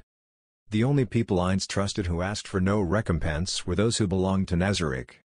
But anyhow, those knights would probably obey Ainz's orders and perform any grunt work necessary, but it was still embarrassing. Ainz was an archduke, and as such he needed power and authority befitting such a position. If a great noble were to appear in a lackluster attire, he would become a laughingstock. Similarly, if Ainz were to reveal he needed manpower, he would likely be mocked. And if they're slaves, I don't need to do in-depth background checks. As long as I investigate the merchant beforehand. It might be good to buy the gladiators who appear in the arena. Images of strong warriors flashed through Ainz's mind. They were all macho foreign actors who appeared in a film he watched long ago. Of course, compared to the denizens of Nazarik they were nothing but trash. However, in terms of appearing strong, they fit the bill perfectly. As worries about their lodging were being picked through by Ainz's mind, several knocks came from the door. Jumping back in surprise, Ainz dusted down his clothes. "This is Sabas, Ainz-sama." Enter. Responding to the voice beyond the wooden oak, the door silently slid open. There, Sabas entered and took a deep bow. Ainz took a quick glance at him and calmly spoke. "What is it, Sabas? Did something happen?" "Yes. Ainz-sama. A small problem has occurred." "What? Did a noble arrive?" "Wait, you wouldn't call that a trouble?" At Ainz's sarcastic question, Sabas scrunched his brows and replied. "Yes. Something like that." "What is it? You're being vague. What happened?" "Yes. A carriage has arrived, and they wish for the Archduke-sama, Ainz-sama, to ride it." "They attached a suffix to my rank? So they are not nobles?" "Yes. He seems to be an envoy of sorts. Have you made any arrangements or promises with any nobles?" "No, I did not. From what you have said, the envoy did not have any introductions from any nobles, yes? And this is why you called it a problem? Then that should not be the end of it? Continue." "Understood. In fact, the problem is with the carriage. It is a splendid carriage, but not a single emblem is engraved on it.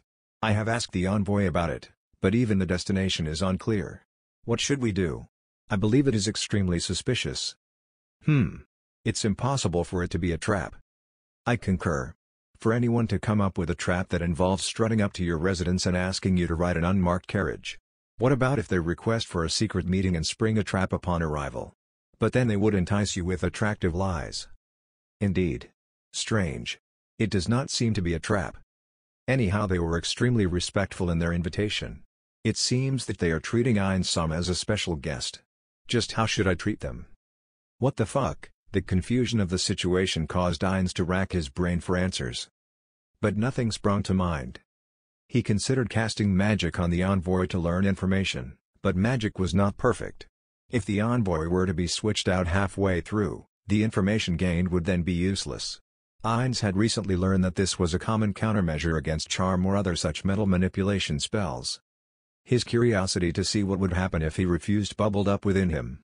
However, he could not load and save like in role-playing games. It was possible for his refusal to completely end the scenario. He fell into thought for only a brief moment. Since the only way to learn anything was to dive into this unknown manipulator's plans, and the mysterious carriage stimulated Ainz's curiosity. Then there was only one possible answer. Ask the envoy if they will not accept another person to attend. If they do, then have solution do so. If they do not, I shall go alone. Of course, have the spies follow the carriage. I give you permission to deploy the 8 edge assassins."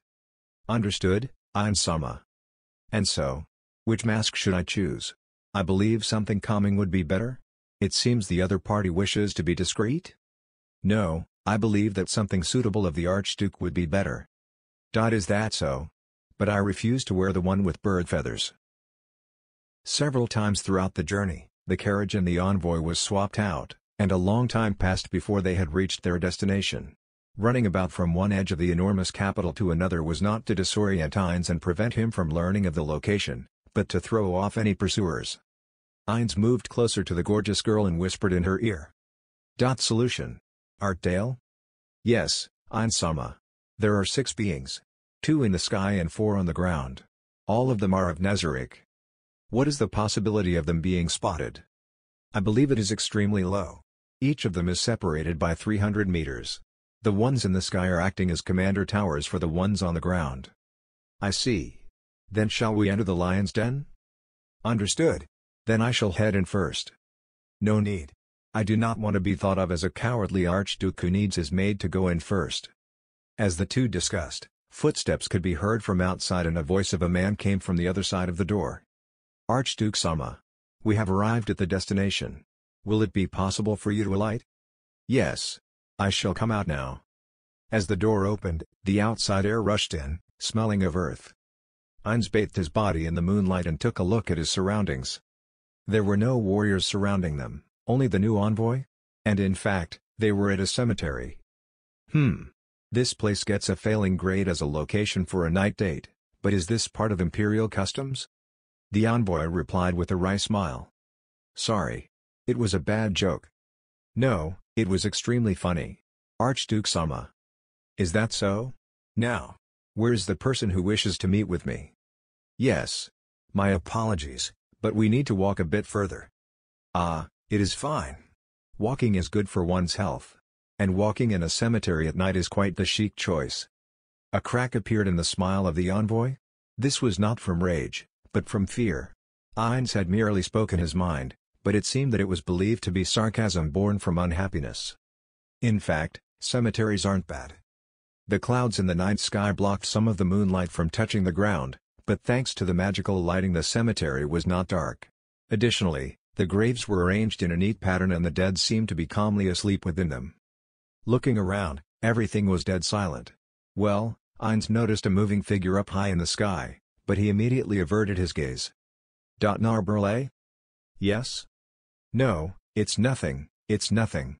Just talking to myself. More importantly, please guide me in. Yes. This way. Archduke, will your feet not be dirtied? My sincere apologies, but I am not permitted to light a torch. There are no problems.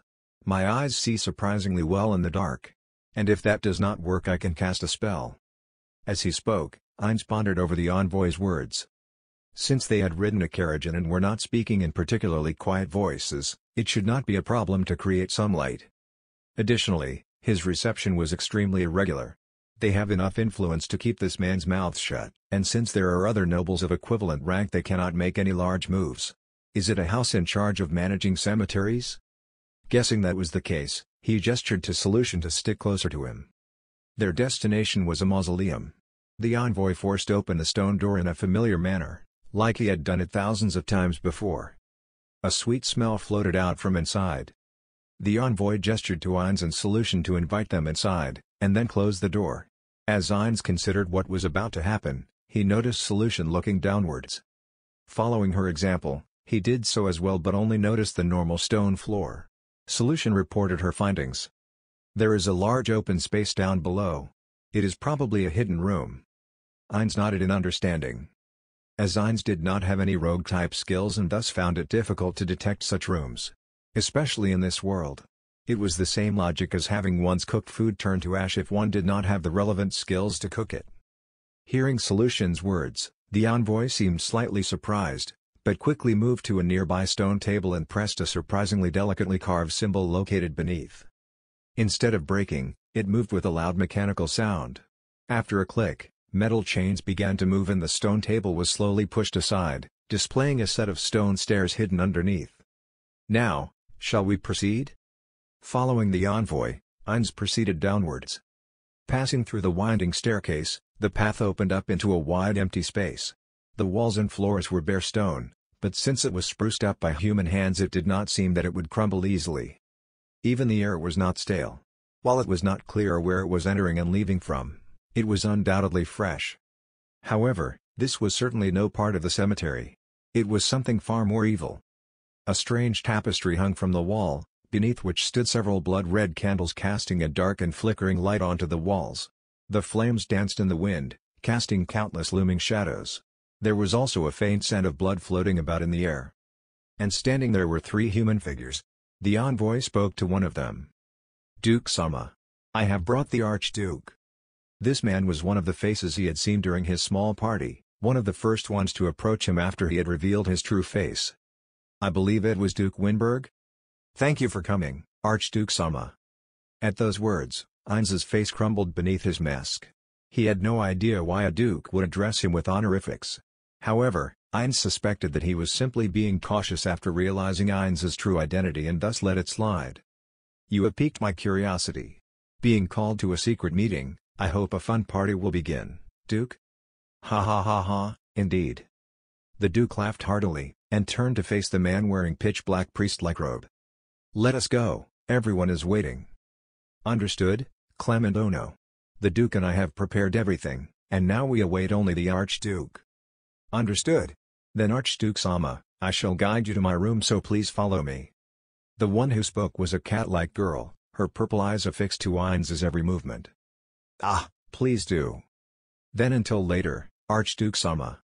Duchess. Separating from the strangely respectful Duke, Ainz followed the woman called Clement to a different room. It seemed to be a waiting room of sorts, and a stone chair was placed in the very center. As Clement moved to the center, she spoke to Ainz. Could you take a seat there? Her tone was polite, but it demonstrated a distinct lack of respect. It seemed her earlier attitude was only for the Duke.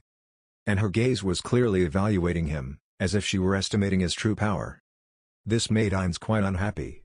She might be the Duke's guard, but she had the right to treat him that way. Sensing that the best method would be to face her directly, Heinz made his decision. He could certainly not acquiesce to Clement's request. No need. Yes? Ignoring the stunned Clement, Heinz moved closer to the giant stone throne. A filthy chair. He placed his hand on the chair, and moved it slightly. Fortunately, the bottom was not affixed to the floor. Are you perhaps telling me to sit on this filthy lump of stone? Staring straight at Clement, Heinz grabbed the chair, it probably weighed about 2 tons, and lifted it with one arm. Clement took a step back in shock and lowered her center of gravity. It was a battle position that would allow her to react immediately. Seeing that, Heinz laughed haughtily, and fired the chair. He threw the chair with his strong arm strength, like he was throwing a strong fastball. The throne collided with the wall with an impossibly loud explosion of dust, the force of which seemed to shake the earth itself. The stone fragments scattered into the surroundings and cracks, resembling a spider's web, formed on the wall. Dust and dirt fell in splotches onto the ground, but the ceiling seemed to hold.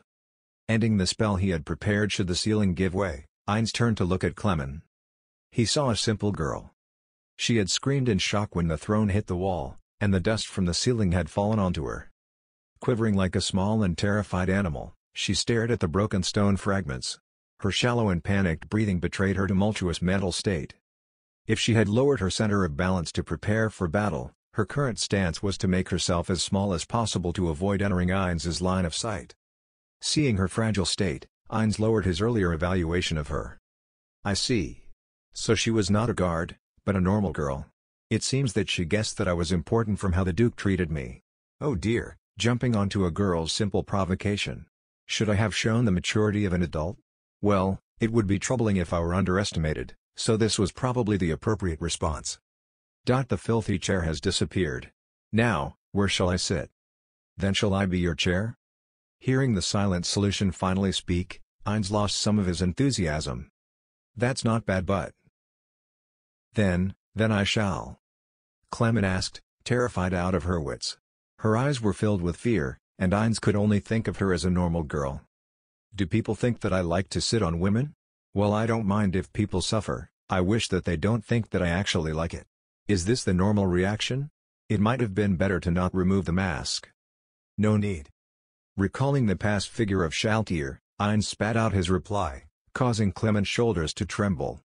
While muttering that it was fine not to fear him under his breath, Heinz pointed his finger towards the original location of the stone throne. Create greater item. As the magic activated, a throne of solid obsidian began to take shape in front of them. Reflecting the light of the flickering candles, the dark throne glistened ominously within the chamber. Impossible. He's really a magic caster. Even though he's that strong? Ha! What a joke? That's impossible. Ignoring the shocked voice of the woman, Heinz slammed down onto the obsidian throne. Slowly crossing his legs, he rested his right arm on the armrest and set his chin on the ridges of his knuckles. He then slowly turned to look at Clement. Did you say something? What is it? No, it's nothing. Forcing on a broken smile, the woman shrieked in response, causing Heinz to chuckle. He did not actually find it funny, but he had to act the part of a ruler. And it worked perfectly. Clement shivered. And as if waiting for that exact moment, the wooden door was busted open and behind it appeared the panicked face of the Duke. What was that? I heard a loud sound. Ah, nothing much, Duke. As there were no appropriate chairs for me to sit on, I simply prepared one. The Duke looked around and his gaze was affixed to the remnants of the stone throne. He seemed to want to say something, but shook his head instead. Then it cannot be helped. Please wait a moment, Archduke Sama. At that, the Duke left, causing Heinz to be surprised at how quick on the uptake he was. Normally with the state of the wall and throne the way it was, it would be fine to be more surprised. However, thinking about it rationally, considering how Heinz was extremely powerful, it was understandable. If it were the man who decimated 100,000 men of the kingdom's army, putting a large crack in the wall was possible. In addition, Heinz displayed to the nobles at his party his level of wealth and power. With all of that, he might be thinking that such a thing was easy for Heinz. Happy at how everything was going according to plan, Heinz made a satisfied smile under his mask. With this, the name of Heinz Ulgoen was remain great. He could happily face his past comrades as the head of the guild. As he bathed in self-satisfaction, Solution lined up next to him and whispered into his ear. "Ainz-sama. Shall I take care of her?" Ainz's gaze fell on a corner of the room, where Clemen was trying to make herself as small as possible. He then scanned the entirety of the room. "She's here to guard us, right? Ignore her." "Understood." Solution bowed and stood aside. Time slowly ticked by. Ainz considered talking to Clemen, but it would be strange to talk to someone extremely far away, and so he decided to wait in silence. Solution seemed extremely unhappy to see Ainz being forced to wait, but Ainz himself restrained him. After all, they should make their decision based on what would happen. After a while, a knock came from the door and it soon opened. Sensing something was finally about to happen, Ainz was filled with excitement to see what would happen, but suddenly, stopped dead in his tracks. A group of men and women entered the room, numbering 20 in total. Their faces were covered in skeletal masks, hiding their identities. But that was not the problem. Instead, it lay with what was beneath. Their entire bodies were completely nude. If they were young, then he only take 5 steps back, and if they were only men he could bear with it. If they were strong and trained bodies he could suffice with 3. However, that was not the case. Most of them were elderly, covered in wrinkles, with flaps of skin hanging loosely off their bodies. Excluding the elderly, the middle-aged had bodies filled with fat. The men were like this, and the women were like this. Ainz's first thought was that they were like dried plums. He closed his eyes. He did not want to see this. His mind had already crashed and needed rebooting. What is this? A nudist. Beach? In a graveyard? A nudist graveyard? Why was I called here? Wait, or this is not a nudist party. But one of those rumored orgies? Or maybe it's a convention of nobles who love masks. What should I do? Despite being undead, Ainz was extremely shaken. The man leading the group, who was also nude, spoke. "Archduke-sama. Please take off your mask. Please show us your true face." It was the voice of the Duke. While thinking that he was indeed insane, Ainz was at a loss for what to do. Honestly, he had no clue if it was better to remove his mask in front of these fanatics or to keep it on. Ainz's true face was no different from the undead the Duke knew. However, he felt that if he revealed his true face, something terrifying would happen. "Archduke-sama. Please, remove your mask." Hearing it again, Ainz steeled himself. It was an unfathomable situation, and he had no clue if removing or keeping his mask would be better. Then I shall show you my true face." Ainz reached for his mask, and pulled. Shock ran through the crowd. However, contrary to what Ainz imagined, the atmosphere actually became jovial. All of these strange people prostrated themselves. And in unison, they cried, "Evil God-sama! The evil God-sama has descended!" Ooh! Murmurs of praise began to rise out of the crowd. Ainz felt a sense of foreboding, and looked around the room. There was no one. The evil god was nowhere to be found. No matter where he looked, he did not see any terrifying being. No matter where he looked, he did not see any such powerful being. It was not Solution either. Then there was only one answer. No matter how he looked at it, this was the only possibility. Basically, "I'm the evil god?" Ainz shouted in his heart. Even though he was an undead, Ainz was extremely confused. Strange. This was too strange. Why was this happening?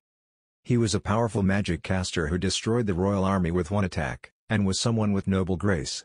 He was an undead, but he was not an immediate threat. He had done everything he could to be perceived as such. And so why did this happen? And was this evil god a benevolent god? However, Ainz's shock only lasted for a moment. While certainly, Ainz's personal plan failed at this moment. However, a plan supported by both Demiurge and Fluter would not be derailed by just this. His possible answers here were limited. These people here are a part of the Empire that have made a huge misunderstanding. Reaching his conclusion, Ainz chuckled. Now, how should I use these misunderstanding fools? Overlord Second Half Chapter 19, Evil God Part 2. He was the death of all living creatures, the end of existence, an evil without compare. With just a thought, he could make you feel that the gates of hell had opened on the mortal plane. His presence alone made one feel that their spirits and souls would rot away. In front of despair incarnate, the man felt the desire to vomit cascade within him. However, with an audible gulp, he quashed it. He could not show such a foolish act. This was natural. Before him sat the god of death, resting on his throne. He could not read the intent within those emotionless eyes. He could not tell what he thought of them. Would this end well, or end badly? In such a tumultuous situation, should he show even a shred of disrespect, death would be their fates. Even in the off chance that their lord somehow found his existence amusing, he would still have to grovel for forgiveness. The proper manners that the weak should adopt when facing the strong numbered three: worship, submission, and admiration. Anything apart from that, vomiting or escaping, was sure to earn his ire. Every weakling present understood this. This was why, and how, despite their incessant trembling, not a single person made any foolish moves. Excellent. Slightly, ever so slightly, he praised his fellow comrades. Up until now, although they had the same goals, they deserted each other from the depths of their hearts. But that had changed. He felt a sense of kinship to those who unwaveringly stood to face death. In fact, it was not just the man. In the eyes peering out from behind their masks, one could see small flickers of similar emotions. It was not rare for those who faced similar experiences to develop a sense of closeness, especially in this case, where they would feel something even stronger. As he watched them, the king of destruction who sat on his ebony throne, he slowly, ever so slowly, parted his lips. Yet no words came out before he closed them again. It was as if he was at a loss for words. The man mentally shook his head in disbelief. No. He was not doing that. He was probably releasing a sliver of the cold air that resided in his body. The man felt it. The goosebumps that crawled all over his skin. The frosty gale that danced over the tips of his fingers. While this could be a figment of his imagination stemming from the fact that he was naked, it was certainly not the case. The being before him was the king of the dead. A god from the realm of myths. The evil god they worshipped was a nameless god, said to be one with death and darkness. He built his palace in a land of freezing cold, where he held dominion over the frozen souls of the dead. Then, what he just did, was most definitely the release of a breath that could freeze their souls. The man felt, slightly, ever so slightly, relieved. Despite the actions of their god, not a single person had died. Their Lord and Savior did not wish for it. Slow, careful, and terrified, he looked towards his god. Lingering on his face, the man's gaze soon moved towards his clothes. He wore robes, simple ones that most nobles owned. Symbols were sewn into various locations around it, emphasizing his status and regality. As a noble, the man was trained from birth to be able to appraise anything, and his years of experience was telling him that this item could not have been made by human hands. The cloth glistened softly under the candlelight, but rather coming from the material itself, the reflective properties most likely originated from magic. The value of it was unfathomable. No, purchasing the clothes of gods. Such arrogance. Although his lord was merely sitting on a throne of ebony, the glistening of the stone under the lights made it seem like it were obsidian. How beautiful! Of course, he would not choose to sit on that pitiful offering. He turned his gaze to look upon the toppled stone throne. A massive stone that was impossible to move by human efforts. It was not clear how his lord moved it, but nothing was impossible for the gods. His lord's name while he stood among humans was Archduke Heinz Ulgon. A magic caster capable of eradicating the kingdom's forces by his lonesome. When the man first heard about it, he dismissed it as mere propaganda. What was the emperor thinking, taking the achievements of the empire's knights and giving it to one man? However, with the evil god of destruction right before him, he understood. The royal army was nothing before this man. In fact, the rumors of him devouring their souls was likely true as well. Ah no. He did not devour their souls. Feeling a sense of superiority over the knights, the man collected his thoughts. The great lord of death freezes his subjects. He collected the souls of the dead to decorate his palace. Ooh, how fearful! Hearing the cries of the dead, begging for freedom in their frozen coffers for all of eternity. How deserving of his title. Of course, those who worship such evil too had questionable morals. However, compared to the sin of using souls as toys, theirs were nothing more than child's play. Gazing upon his lord's figure for what the man deemed to be a respectable amount of time, he noticed one man, clothed, walk past him. The man then stood before his fellows and before his lord. Our prophet. He was the highest-ranking noble within the congregation, but this man was nothing more than a sacrifice, the man responsible for every whim of the evil god. In fact, as he could use magic, there were rumors that he used to be a priest of some sort. Great evil god, we offer you our gratitude for appearing in all your glory before us. Matching the pace of their prophet, everyone bowed their heads in unison. You may raise your heads. It was a curt, yet quiet voice. The tone was flat, causing unease to well up within their bodies. It felt like they were parleying with a predator that could become hostile at any moment. It also felt similar to a delayed spell. A dangerous type of magic that could be set off at any time. However, what was different from those two scenarios was that as a man who was well versed in the affairs of men, he managed to catch a glimpse of their lord's emotions. The man's experience from dealing with the foxes that were high-ranked nobles, he discerned, a small, tiny, minuscule yet present, sense of exasperation. No. He's probably giving us a test of some sort. They were dealing with a god that treated souls as toys. The mere idea that he shared similar mindsets with that of weak and pitiful humans was a laughable one. And thus, the only possible logical conclusion was that such a display was intentional. In short, their values were being appraised. The man shivered. What if, they failed, what would be waiting for them? As if reaching the same conclusion as the man, several of his compatriots shivered in unison. What did he grow tired of? Was he unsatisfied? Was he bored? No one could see through his thoughts. Think. What is he possibly bored of? Normally, as a man that stood above others, such thoughts would be foreign to him. However, he was dealing with a king of depravity, the wielder of such magical might, someone who could massacre everyone present with just a single thought. No amount of caution was sufficient. On top of all of this, the evil god remained silent, his stone-cold lips unmoving. O prophet! Unfortunately, it was evident that the prophet too had no clue about what the evil god was thinking. You fool! If everything were, as usual, the man would not be thinking this. After all, their prophet would usually be performing the ritual in silence and in a pre-prepared fashion. In a way, the man even felt respect for the prophet's pious actions.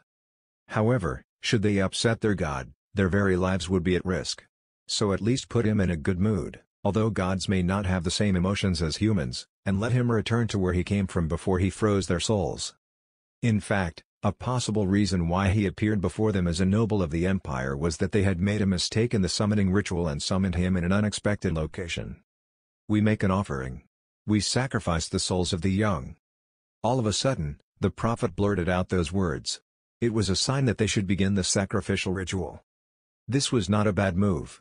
The man agreed with this decision. If sacrifices could appease their lord by even just the slightest amount, it would be a miracle. Even in the worst case, it would not worsen the situation. A soft cry of surprise rang out in the empty hall. It probably came from one of the female maids stationed by the sides. Interrupting his thoughts, a leather sack was being passed forward in a relay. The end was sealed with rope, but the sack itself was large enough to contain a small child. Bringing this sack forward was a sign of their willingness to offer its contents to the evil god, and was a show of their faith. That was precisely the reason why even the old hags with limbs as feeble as dried branches did their best to carry it. Many children were chosen as offerings. The man himself carried the sack and handed it over to the person in front of him. And as he looked around, another one? Slightly further away from him, another leather sack was being passed forward. After some time, the two sacks were placed on the floor before their lord. The reason why they did not check their contents was that even if their minds understood that there were children inside, as long as their eyes did not meet, they could still remain calm and collected. There was also another reason. And that was to retain their ability to claim that they had no knowledge of the contents. Even if they were caught and their actions brought to light, they could at least argue that they assumed that they were not handling humans, but animals. 6 people came forward, their hands grasping sharp blades. They were chosen beforehand. Initially, there were 3 of them, but since there were 2 sacks, twice the number was necessary. The man was envious. He craved the chance that allowed them to make offerings to the god of death. As the blades rose, and the savage air reached a thunderous peak. Stop! The voice was heard again. But this time, with a stronger will behind it. Death is my domain. I find it unpleasant for people to unnecessarily take what will eventually become mine. The 6 holding swords quickly cowered in fear and retreated. They who had thought that their offerings would grant them praise, found that they were being chided, resulting in a large shock running through their bodies. However, his words made sense. As the ruler of death, all living beings would belong to him. And as one who granted absolute death, having weak humans committed in his stead would indeed upset him. Our deepest apologies. The 6 lowered their heads in unison. The man and his surrounding compatriots followed suit. Because the ritual that they had been performing for all this time, was an act that upset the evil god. Then, what shall we do with the sacrifices? Hearing the words of their prophet, the man shivered. What are you asking a god, he thought.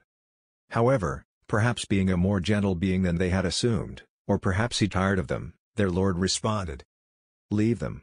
More importantly, you have all made offerings in my name, correct? We have offered many to our Lord. May I please ask how has our Lord found them? His words died off near the end. He knew that his Lord did not enjoy their offerings. The only reason why he did not lie, was because he sensed that this choice would lead to a darker fate. Yes, yes. Your faith satisfies me. I shall grant you your wishes. What are they? They doubted their ears. Their brains could not grasp the words they heard. However, they soon settled into their minds, and an indescribable joy coursed through their veins.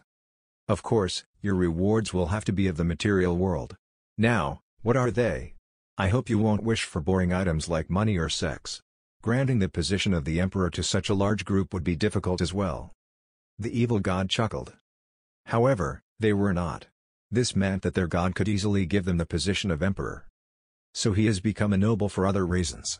Without a doubt, it is for some nefarious purpose. Other members of the group seemed to reach the same conclusion and found their bodies shiver. However, the man could not discern the reason behind them. Was it fear, or were they like him and felt excitement?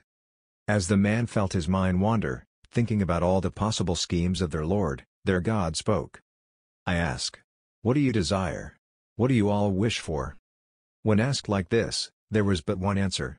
The reason why the man had joined this cult, the reason why everyone else had joined this cult. That was immortality.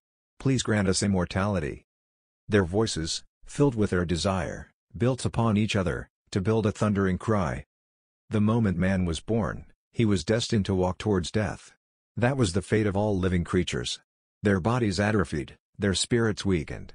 This was nature. This was fate. Of course, whether man accepted this fate was another matter altogether. Everyone wished to maintain their youth, to eat delicious food, to surround themselves with gorgeous playmates. Should one ever experience this, even just one, they will not be able to hold back. However, everyone present had already experienced this as part of being great nobles, and thus they were loath to lose it. That was why they reached out to magic, to medicine, to faith. That was the true face of this cult. The voices of lust were, all the same, all of them desiring the same thing, all of them singing in perfect harmony. And although it had become naught but noise, the king of death seemed to have understood. Their Lord slowly raised his hand. Everyone understood. Silence immediately fell upon the temple. Fools. It was a quiet voice. But everyone felt the pressure dig deep into their bones. It was as if a wall of stone was inching towards them, slowly but surely, crushing them alive. You seek to escape from my reach. To run away. From me. The hand stretched out, and clenched into a fist. At that moment, the man, no, everyone, understood his words. In front of the ruler of death, they wished for immortality. They wished to eternally escape from his grasp. Such blasphemy was bound to incur his wrath. They needed to run. The thought welled up in their head, but their trembling legs refused to budge. It was as if they were small prey being stared down by a hungry predator. They were simply waiting for death. However, despite all this, the man cried out in desperation. He might be the first one to die as a result, but yet he still pushed onwards. That's not the case. Just how was it not true? The words he needed refused to come to mind. His mouth opened and closed, like a fish gasping for air, yet nothing came out. The man even felt the perspiration being extruded from his pores. The evil god was not a kind one. In fact, he was known for his cruelty. And so when they felt even the briefest of respites, they acted like idiots. He should have just stood there quietly. A long time passed. Seemingly sick and tired of the man's act, the evil god shrugged and spoke. I cannot grant you immortality. but instead, "Yes. I shall return you your youth." Eh? In response to the shocked gasp, the evil god simply nodded. The man could not even think. It was taking all of his willpower to prevent his limbs from going limp from the relief flooding his body. "I shall restore your youth. You desired this, yes?" Goosebumps stashed all over his kin. If their lord's words were true, then a part of their desire for immortality would be granted. But doing so for this many people would weaken the individual effects, and restoring it takes time. About 10 days. Well, think of it as a trial period. The man instinctively glanced around him.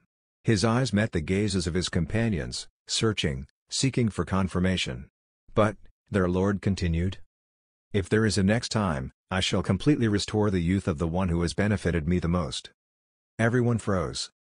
As the words, "the Holy Gospel," sunk into their minds, audible gulps were heard from all around. The flame of desire flickering within their hearts grew into a roaring inferno. "Then I grant you all my blessing." Somehow, escaping their notice, a pair of gauntlets appeared on their lord's hands. His right was pure white, radiating a heavenly light. His left was jet black, emanating a vile presence. It suited their lord perfectly, and the power it emitted could be felt all the way to their bones. Release. Super tier magic, wish upon a star. A wave of power washed over them, and cries of shock sprang up from all over the room. The man found the wrinkles on his hands shrinking, disappearing, with smooth skin appearing in its place. The fat that coated his stomach simply fell away, revealing a set of toned muscles underneath. His memory was not affected. He appeared to have completely returned to his youth. As proof of its existence, he reached out to touch it, and the suppleness of his skin was all that came back. He was not the only one to experience this change. People tore off their masks in a childish, impatient fashion. Women who regained their buxom figures began to laugh hysterically as they touched their chests in confirmation. Broad-shouldered, stocky men posed and flexed their muscles in pride. The cries of jubilation mixed together into a cacophonous racket exploded from within the room. "Ah, Kami-sama. You are the one true God. Great and all-powerful evil God-sama. Please accept my eternal fealty. Ooh, Absolute One. You who have overcome death." The man shook with excitement as he expressed his submission. The source of the magic of priests was the gods. However, this did not mean that gods granted miracles onto their followers. No matter how much they donated, no matter how much they toiled, their youth would not return. It was only after their souls had entered the kingdom of the dead that they would be rewarded. But that was not true. The evil god before them made it so. He would grant them miracles for their service. Their lord's earlier proclamation of rewarding one person with eternal youth was true. "It will be me, I will get it. I will gain eternal youth. Not just for 10 days. I need to pile loyalty upon loyalty, and become young forever." His greedy eyes swept across the room and saw gazes filled with the same lust. "You, and you, and you. No one can take it from me. I am the one who will help our God." With this flurry of zealotry, cries of joy and worship filled the room. "Evil God-sama! Evil God-sama! Evil God-sama! Evil God-sama! Evil God-sama! Evil God-sama! Evil God-sama! Evil God-sama! Evil God-sama!" The unceasing cries were halted by a single word. Silence. And silence came. Despite all the joy and shock, all of it was superseded by their desire to please their lord. In contrast to their lord who looked upon them with disappointment, everyone, the man included, got on their knees and bowed. The voice of their lord reverberated through the chamber. "I have given you the youth you desired. It will last for 10 days. Afterwards, you will return to your old decrepit bodies. You wished for this. If you become unable to return to your residences due to this, it will be your problem, not mine." Someone gulped. Was this due to despair from the short time given, or born of unease that his servants and family will be unable to recognize him? Even the man did not know. "And for those humans, I will handle them. Any objections?" No one would dare to disagree with the decisions of a god. However, something still needed to be said.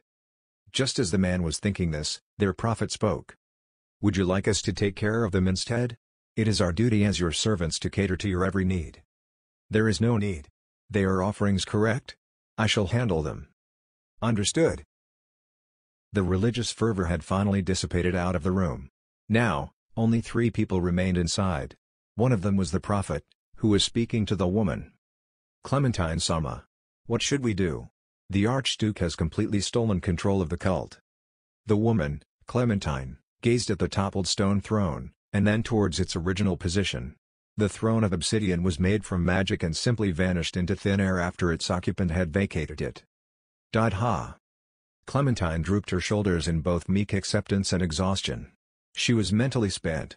She, who had even drunk mud to survive, was at this state. That was just how big the shock she experienced was. All the knowledge and experiences accumulated within her told her precisely just how ridiculous the earlier show of power was. And while he did not understand it to Clementine's extent, the prophet too experienced the power that had stolen his cult right before his eyes. How should I put it? So that's what the gods are like?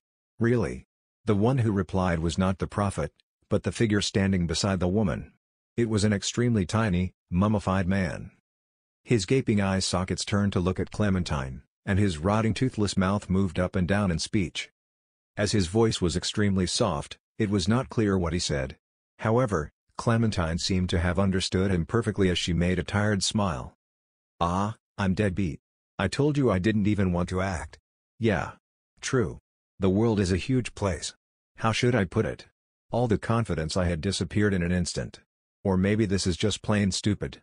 Anyhow, I don't want to meet him again. The prophet, who had remained silent up until now, looked at Clementine in shock. Grasping his implied meaning, she frowned. There's no way I can win against that, she spat out. That monster was not on a level where one could talk about chances of victory. To manipulate this cult, they had created an imaginary evil god, and that thing from earlier indeed had the power of one. Thank God I didn't have to fight against it.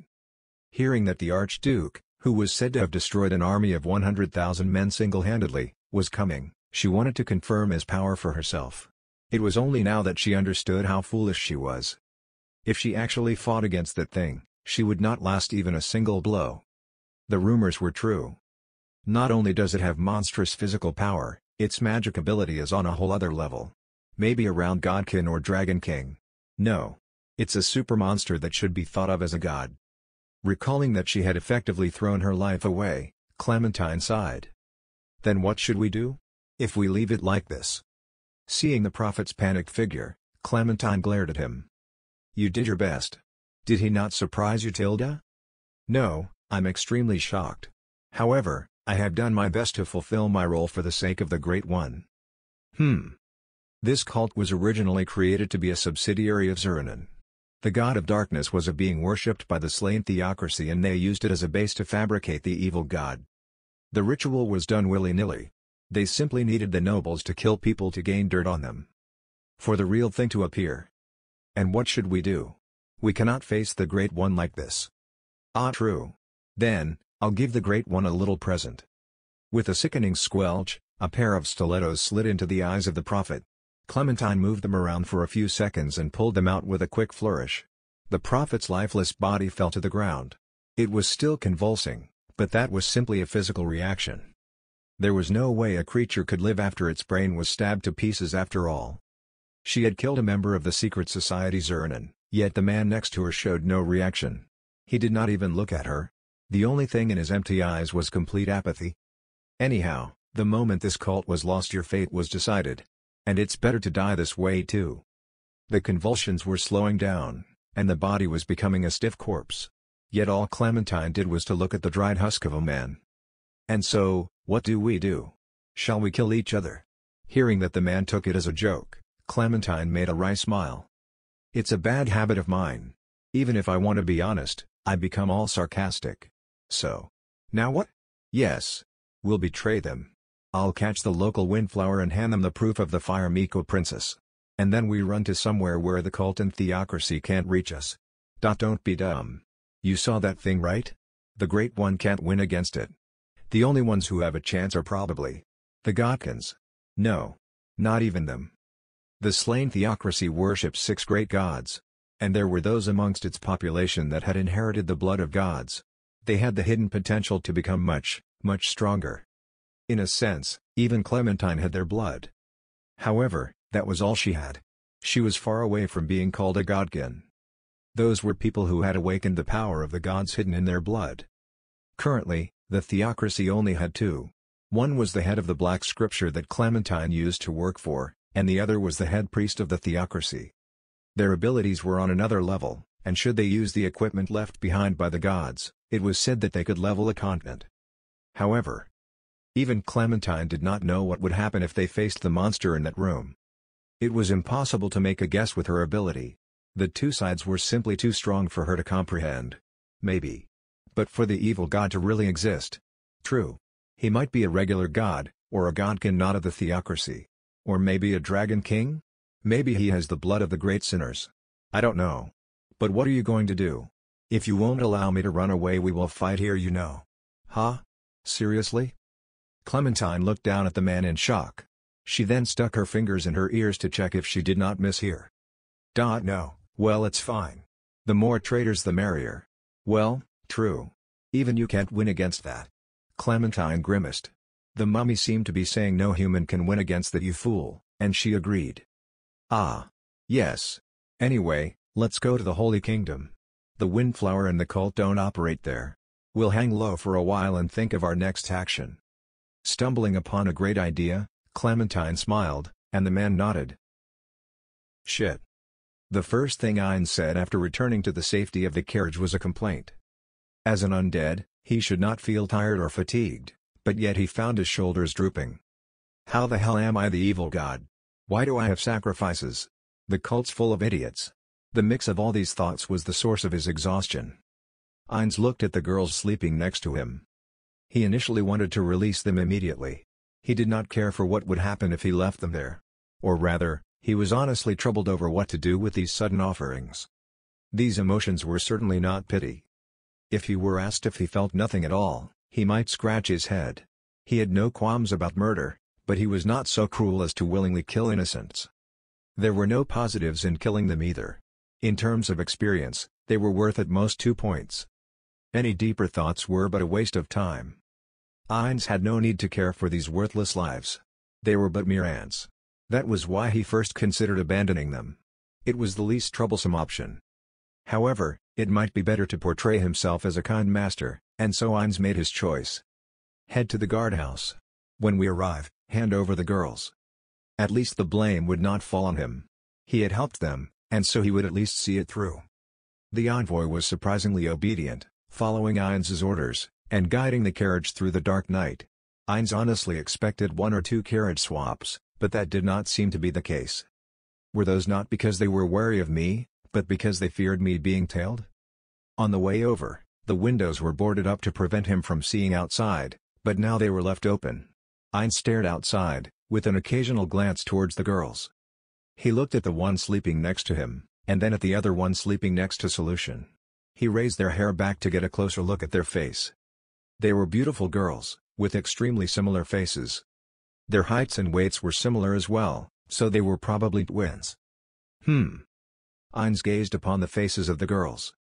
How should I put it, they seemed to be well groomed. Indeed? Ah. Compared to Ainz's previous world, the average level of beauty was higher. However, what separated these two from the norm was the air of nobility around them, something Ainz had experienced to death from all of the parties he attended. Ainz gently took one of their hands and flipped it over. It was extremely soft. Are they possibly actual nobles? Their hands were soft, their nails well maintained. To Ainz, these were the hands of normal children, but in this world, it depended on their lifestyle. The hands of the girls were too beautiful to belong to commoners. And although their clothes were roughed up, it was clearly better than what most people could afford. Solution: the make of their clothes, they seem to be quite well done. It is as you say, Ainz-sama. They are of course inferior to that of Nazarick, but these are not something commoners would wear. I see. Then there is but one answer. Solution: we are not heading to the guardhouse. Understood. Where should we head to? To the mansion. Ainz could imagine how these noble girls were kidnapped for some reason or another. Not bad. They might become a good chip. If he returned the girls to their homes, he might be able to gain the favor of their house. As he collected his thoughts, Solution opened the window to the coach driver's seat and gave him new orders. This incident would be beneficial for him, he thought. Experience points were necessary to use super-tier magic, but was the benefit worth all of it? All the experience he gained from the war, and the amount he collected before the transfer was all gone now. The super tier magic, Wish Upon a Star, did not have a long casting time like that of regular super tier magic, and so he did not have to use his cash shop items, but yet the fact still weighed on the miserly Ainz. However, if the miracle did not happen, would he have been able to smooth things over? He considered being worshipped as the evil god and returning home without doing anything. Ainz set his head at an angle. There is no loss to me. Well, at least I hope so. It was a common case for men to chase after immediate gains and lose out on larger better fish. And if he did not feed these fish, they would be taken by another fisherman. And from this, it was difficult to say that it was a complete loss for him. He might have gone overboard with the acting, but he himself did not think that it was a complete failure. The problem is, I am assumed to be the evil god, but are there other cults like this one? I should adjust my plans. Should I get Ray to investigate? How should I be thought of? A hero? A god? A great noble? Maybe. What about a person equal to a god? Perhaps? I shall add that in. Ainz turned to look at the girls. But they are yet to awake. Is this magic? No, I sucked some of their blood to investigate, and the effect seems to stem from a drug. It is nothing much. My apologies, but for human children, it is extremely strong. Their heart rate and internal temperatures are very low. And I believe this drug places a huge burden on the body's organs. For children this young, it may lead to future complications. As they were being sacrificed, the strength of the drug did not matter. Instead, it would be more of a problem if they awoke. But will they be all right? It would be an issue if they died under his care. I believe that it would be best to remove the poison as soon as possible. Ainz fell into deep thought. It would be a waste to use a cash shop item to wake them. The more he learned of this world, the more he truly fathomed the difficulty of obtaining such items. The very thought of using disposable items on mere noble daughters made him frown. Some people could cast healing magic in his residence after all. Additionally, negative status effects like sleep had no effect on undead. As such, he did not carry items that could solve the issue. In short, Ainz was simply being stingy. Call Lupus Regina. Depending on how it pans out, I might need to return to Nazarick and get Bestania. Overlord Second Half Chapter 20, Evil God Part 3. Archie Browford. As an adventurer, and eventually a worker, she had walked a fine line between life and death. Whenever she killed a monster herself, whenever one of her colleagues died, she felt it. The thought of I might die during this request had often flashed through her mind. Especially when they encounter a monster that was not planned for. But yet the reason why she had not stopped adventuring, was because there was no better option. Day after day after day, she wrestled with her fear of death. All for the sake of money. As her spirits were being ground down, she reminded herself, that she was doing this for her sisters. Despite her bones being broken, despite her arms being ripped off, despite her entrails leaking from her body, she fought. But this she could not bear. She could still vividly recall everything. One of her friends, Robert Dick. He was a very homely priest and was a man who had quite the sweet tooth. He often feasted on sweet pastries while in the capital. Yet he refused to take even a single bite during adventures. Feeling curious about this, Arch had asked him, causing Robert Dick to reply with a lonely smile. "It's a sin I must bear," he said. And now, she was brought to see him. No, it was not even proper to call him Robert Dick. What was before her was a ball of meat. It was a giant pink ball of meat. It was a lump of meat, fresh, and with various red splotches dotted around it. On top of the mass, was Robert Dick's head. His face was empty, and he did not seem to be conscious. But yet, he lived. Even as a limbless ball of meat. Arch saw him. She was made to see him. The sight of a maid feasting on him. No, calling such a terrifying monster a maid was rude to all maids in existence. It was simply a monster that had the appearance of a maid. And Arch heard him. She was made to hear him. The screams coming from him. The squelch as the ball made as pain racked its body. Its flesh was chewed off, its blood was sucked away. But yet before it died, it was healed with healing magic. The torture went on. And on. And on. The sight of her friend shrieking in pain. As an adventurer, the presence of death always loomed near. However, she did not even think of this. Being kept alive. Only to be eaten. The moment she thought that she would be her, she cried, vomited, and released control of her bladder. Her spirit broke. Her spirit of resistance was broken, never to work again. Despite all of that sheer terror, within it, she found a hint of pleasure. And she grasped onto it. She realized that this was the best method to stay alive. Certainly, it might be a filthy way to live. But so was living as a ball of meat. She could at least accept being a love toy. Arch was completely aware that the monster that was her mistress viewed her as a toy. And that was her best chance at life. As long as she remained fun to play with, as long as her mistress did not bore of her, she would not be broken and thrown away. She knew she was selling her body. If she was told to lick, she would lick. Although she knew that licking was a part of sex, to her who did not even have experience with the opposite gender, she did not expect to be asked to lick another woman. But yet she smiled as she did so. If she were told to do it, she did it. She had rarely comforted herself, but her experience in it was not zero. However, she had never done it before anyone before. But yet she smiled as she did so. And every time her mistress laughed, she knew she had lived. And all that which she had used to hate, slowly turned into pleasure. Her mistress, Shaltir, had finally returned and threw a set of clothes to her. They were normal clothes, ones that would be accepted in public, different from the ones that exposed her chest and nether region. Arch looked at it in confusion and looked up at her mistress from her position on all fours. Normally, she would not be permitted clothing in the main room. Apart from her animal ear headband and tail, she wore nothing. The only other exception to this was, "Wear it. Now." Her mistress' words drew her out of her thoughts and Arch scrambled to put them on. Shaltir did not seem to be angry, but her mood was as capricious as the weather, and her anger was like lightning. Arch had seen it many, many times. Whenever a vampire bride did something to upset her, Shaltir destroyed her. This was not a rare occurrence. Fearing her mistress' displeasure, Arch put on the clothes in a panic. They were of extremely fine make, and the cloth itself was of high quality. However, Arch was not surprised. Anything used in the great underground tomb of Nazarick was much better than anything Arch had seen in her old life. In fact, a piece of clothing that would sell for a fortune outside was likely considered to be rags to those of Nazarick. No. This is? Arch frowned, yet not to the extent that would lead to her mistress misunderstanding. It was simply that, as she put it on, she realized that they were of the same quality as the ones her mistress wore. Maybe. Arch could roughly guess the reason why she was allowed to wear such clothes. It was a bit difficult to put on underwear with her tail still attached, but Arch managed to get her clothes in order. Excellent. Now follow me. Shaltir turned on her heels and quickly walked away.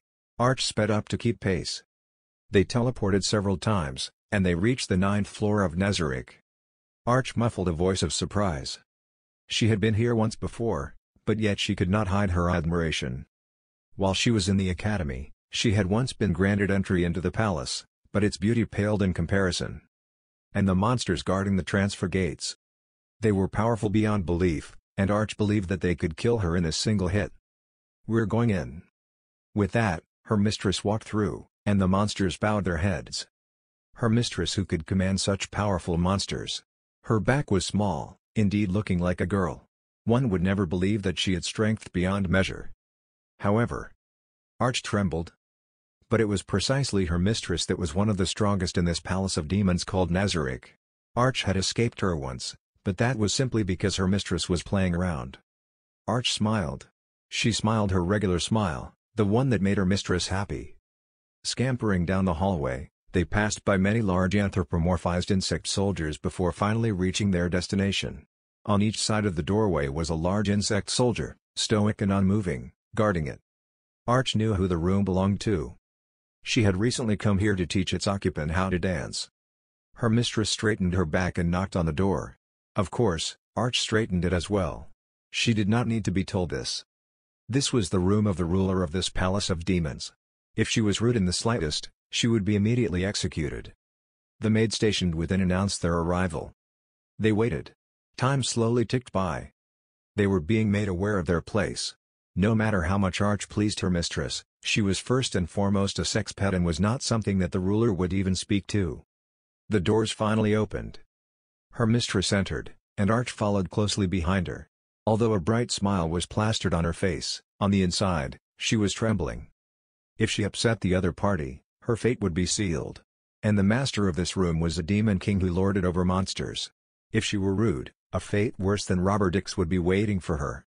As Arch fervently implemented all of the knowledge of etiquette she had learned living a life as a noble, she prepared herself to grasp the situation of the room, and thus gain knowledge. And with wide-open eyes, she saw. Arch's false smile cemented itself further on her face. As part of her education, she had learned of the beings present. No, it would be more accurate to say that the male vampire had told her in passing. Arch had realized that the man felt a sense of camaraderie, as strange as it was, with her. He lacked the hostility and condescending attitude that the denizens of Nazarick usually had towards her. His gaze felt as if he were looking at another version of himself. Apart from him, the only other people who were in a similar situation was the group of lizardmen that she had seen once from afar. With a certain level of kindness, as if he had tasted failure before, he had carefully explained to Arch. He told of her the ones she must never anger. The ones who could level a country with ease. The ones who could sever your head from your body with a smile on their faces. The ones with power. The dark elf girl, Aura. The insect warrior, Cocytus. And the one who was slowly moving into position behind Arch, her vampire mistress, Shaltir. These three names. Bathed in their emotionless gazes, panic and fear rushed through her body. However, fantasizing about the future pleasure her mistress would grant her after surviving this ordeal allowed her to overcome the momentary panic. Her tail began to tingle, but she did not let it show. Ainsama. The girl has arrived. As the robotic and grating inhuman voice reverberated through the room, the sound of a chair creaking could be heard. The man had been sitting with his back to her. As the chair was extremely large, it completely covered his figure, causing Arch to not immediately notice him. As he turned around in his chair, Arch saw him. The master of the great underground tomb of Nazarick. Arch was about to widen her smile when she froze. The Demon King. Despite giving him dance lessons, her fear of him had failed to dissipate. The monster that decimated her entire party. Sitting on top of the man's knees were a pair of adorable twin girls. Arch would never forget. Could never forget. Her precious treasures that could reach even her now petrified heart. And when she saw them. Ah! She roared. A roar of pure passion, that surprised even Arch, thundered out of the depths of her heart. In what was her broken, and depraved heart, a flame burned. About to cast a spell, Arch reached out towards Ain's end. Found a blade at her throat, a whip snapping an inch from her face, and a pale hand grasping the back of her head. Shall I kill her? The flat and monotonous voice, along with the hand grabbing her head, came from her mistress Shaltir. Considering her monstrous strength, it would be a simple matter to crack her skull like a raw egg. Fool! With us present, you can't touch Ainsama. Mandibles clacking, Cocytus warned her, blade still at her throat. He could probably slice her head off faster than Arch could even blink. Yes, yes. You won't even have time to use magic. Aura smiled childishly, but the bullet-like impacts of her whip told Arch that it could easily tear her in half. She knew that she would not be able to do anything in front of these three monsters. She knew that even without them, she would be unable to even hurt the King of Death. If she was able to, none of her friends would have died, and she would not be here. She did something foolish. Arch herself knew this. At best she would be killed. At worst she would become like Robert Dick. No, considering what she just did, she would probably face a worse fate. Yet, Arch could say this with confidence. Even if hell itself awaited for her, she would still do the same thing. She would not regret it. Arch put energy into her eyes and glared at Ains. Out of the corner of her eyes, she saw the monsters give her angry looks. But this did not stop her. It's fine. Shaltir, Aura, Cocytus. Release Arch. Yes.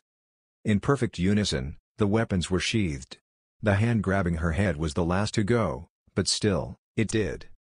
Although she was prepared to die, seeing hope dangling in front of her, her resolution wavered. Arch tried to steady her quivering legs. She then wiped away the tears in her eyes, and once again glared at Ains.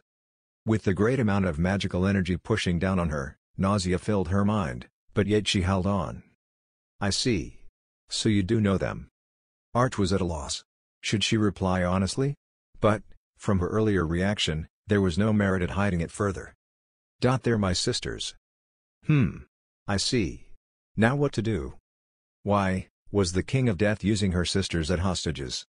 This made no sense. He could easily ask Arch to cough up any information she had. There was no reason for him to bring her sisters here. However, from the nuance in Ainz's words, it was mere coincidence that her sisters had found themselves here. She grew angry at her earlier superficial and shallow thoughts. She should have acted like she did not know them. Tears welled up in her eyes. Absolute fear welled up from the depths of her heart. If she could still be a love toy, it would be great. If she was made into a meatball like Robert Dick, what would she do? How would she kill herself? As she imagined such terrifying scenarios, a monotonous voice pierced her thoughts. Ah yes. There was the matter about your reward. I believe that your wish for helping Shaltir and myself has yet to be granted, yes? Now I believe that your wish has changed since then. Let me hear it. Arch shook.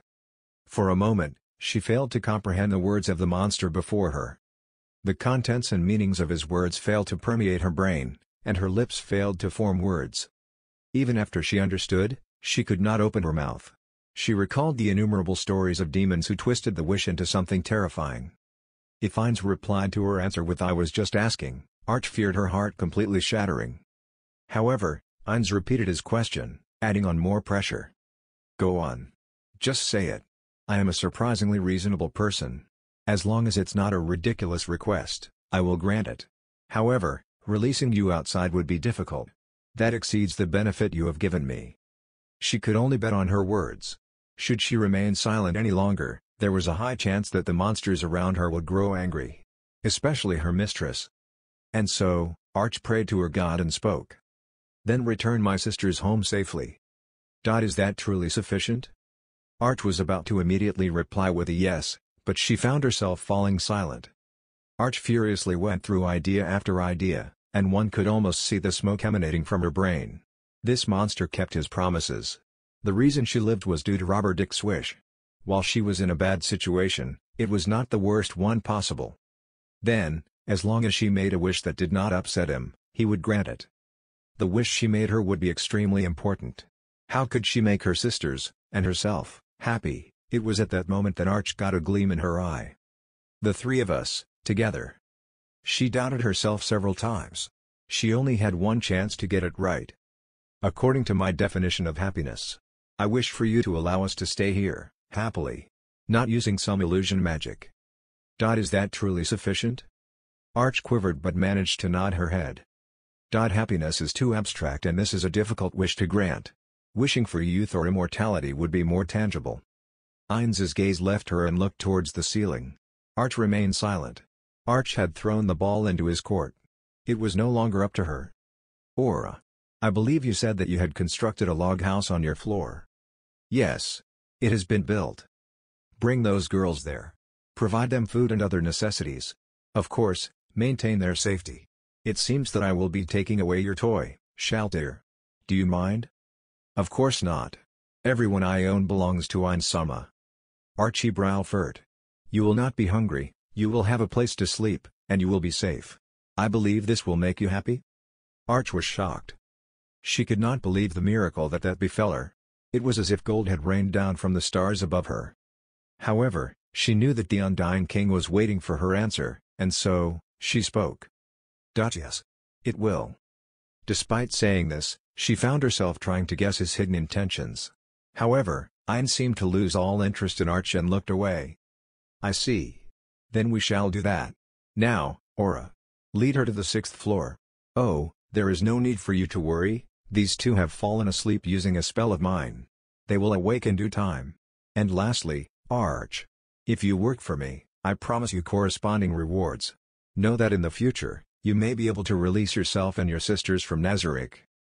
Arch bowed deeply. She was still uneasy about the situation she now found herself in, but the warmth of her sisters could not be faked. Aura, Arch, her two still sleeping sisters and Cocytus left the room, leaving only Ainz and Shaltir. Shaltir had been giving Ainz several questioning looks, and now she finally spoke. Is that fine? It was a difficult question to answer. Ainz tried to understand why she had posed it to him, but soon gave up and responded with another question. What? Do you regret losing her? No, nothing of the sort. As I have said earlier, everything I own belongs to Ein-sama. It is just that, is it fine to forgive a human who has attempted to attack you? I did say that I would grant her wish, and although I have fluted her ability, and the knowledge she provides is useful. Was she not a great help during the ball? That's how it is. Ainz leaned back into his chair and looked at Shaltier with a chilly gaze. He had an evil smile on his face. From what he had heard from the sisters, Arch was a former noble and was from the Magic Academy to boot. She was a promising investment. Especially now that he was considering making a mainly human organization. Those sisters were a surprisingly good find. She loved her sisters so much that she found the courage to stand up to me. They will be a good hostage. It is as you say. As expected of Ein-sama. Ainz accepted Shaltier's praise without response, but he soon frowned. So am I now considered an evil god? Well, fine. Anyway, about building an organization to handle rental when it is ceded over to me. I need to find people who will be absolutely loyal to me. As long as they see Ein-sama's glory, everyone will bow their heads and offer you their loyalty. That would be nice. It would be nice if it were that simple. Ainz crossed his arms and looked up at the ceiling. He ignored the invisible 8-edge assassin stuck to it. If I make it out of undead, the temple will grow noisy. And the residents will be uneasy, and so making it out of humans will be better. Or so he said. Ainz recalled Jircienov's words. He had considered using undead to rule the city. With undead doing manual labor, the fields could be tilled and crops be harvested easily. And if he made a lot of them, the burden on the residents would become light. Or so he naively thought. Of course, this was because the currency of this world could be used to strengthen Nazarick, and was not entirely due to kindness. However, Ainz understood the concept of fattening up a pig to eat it. If Rantel was ruled by a kind and merciful ruler, it would quietly grow larger. But what did he mean? Ainz spoke in a soft voice, to prevent Shaltier from overhearing. When Ainz first revealed his plan to use undead to enrich the city, Demiurge said, using undead to grow crops will provide a stable supply of cheap food. With overwhelming power as your backing, you intend to begin an economic revolution, or something confusing like that, but there's no way to attack a country using food. But if Demiurge said so, is there a method of some sort? Forced sales? I'm not even considering invasions of any sort though. When Demiurge looked to him for confirmation, he simply replied with, as expected of Demiurge, you understand my every move. In response, I felt like I was dying under his gaze. Well, fine. Shaltier. Yes.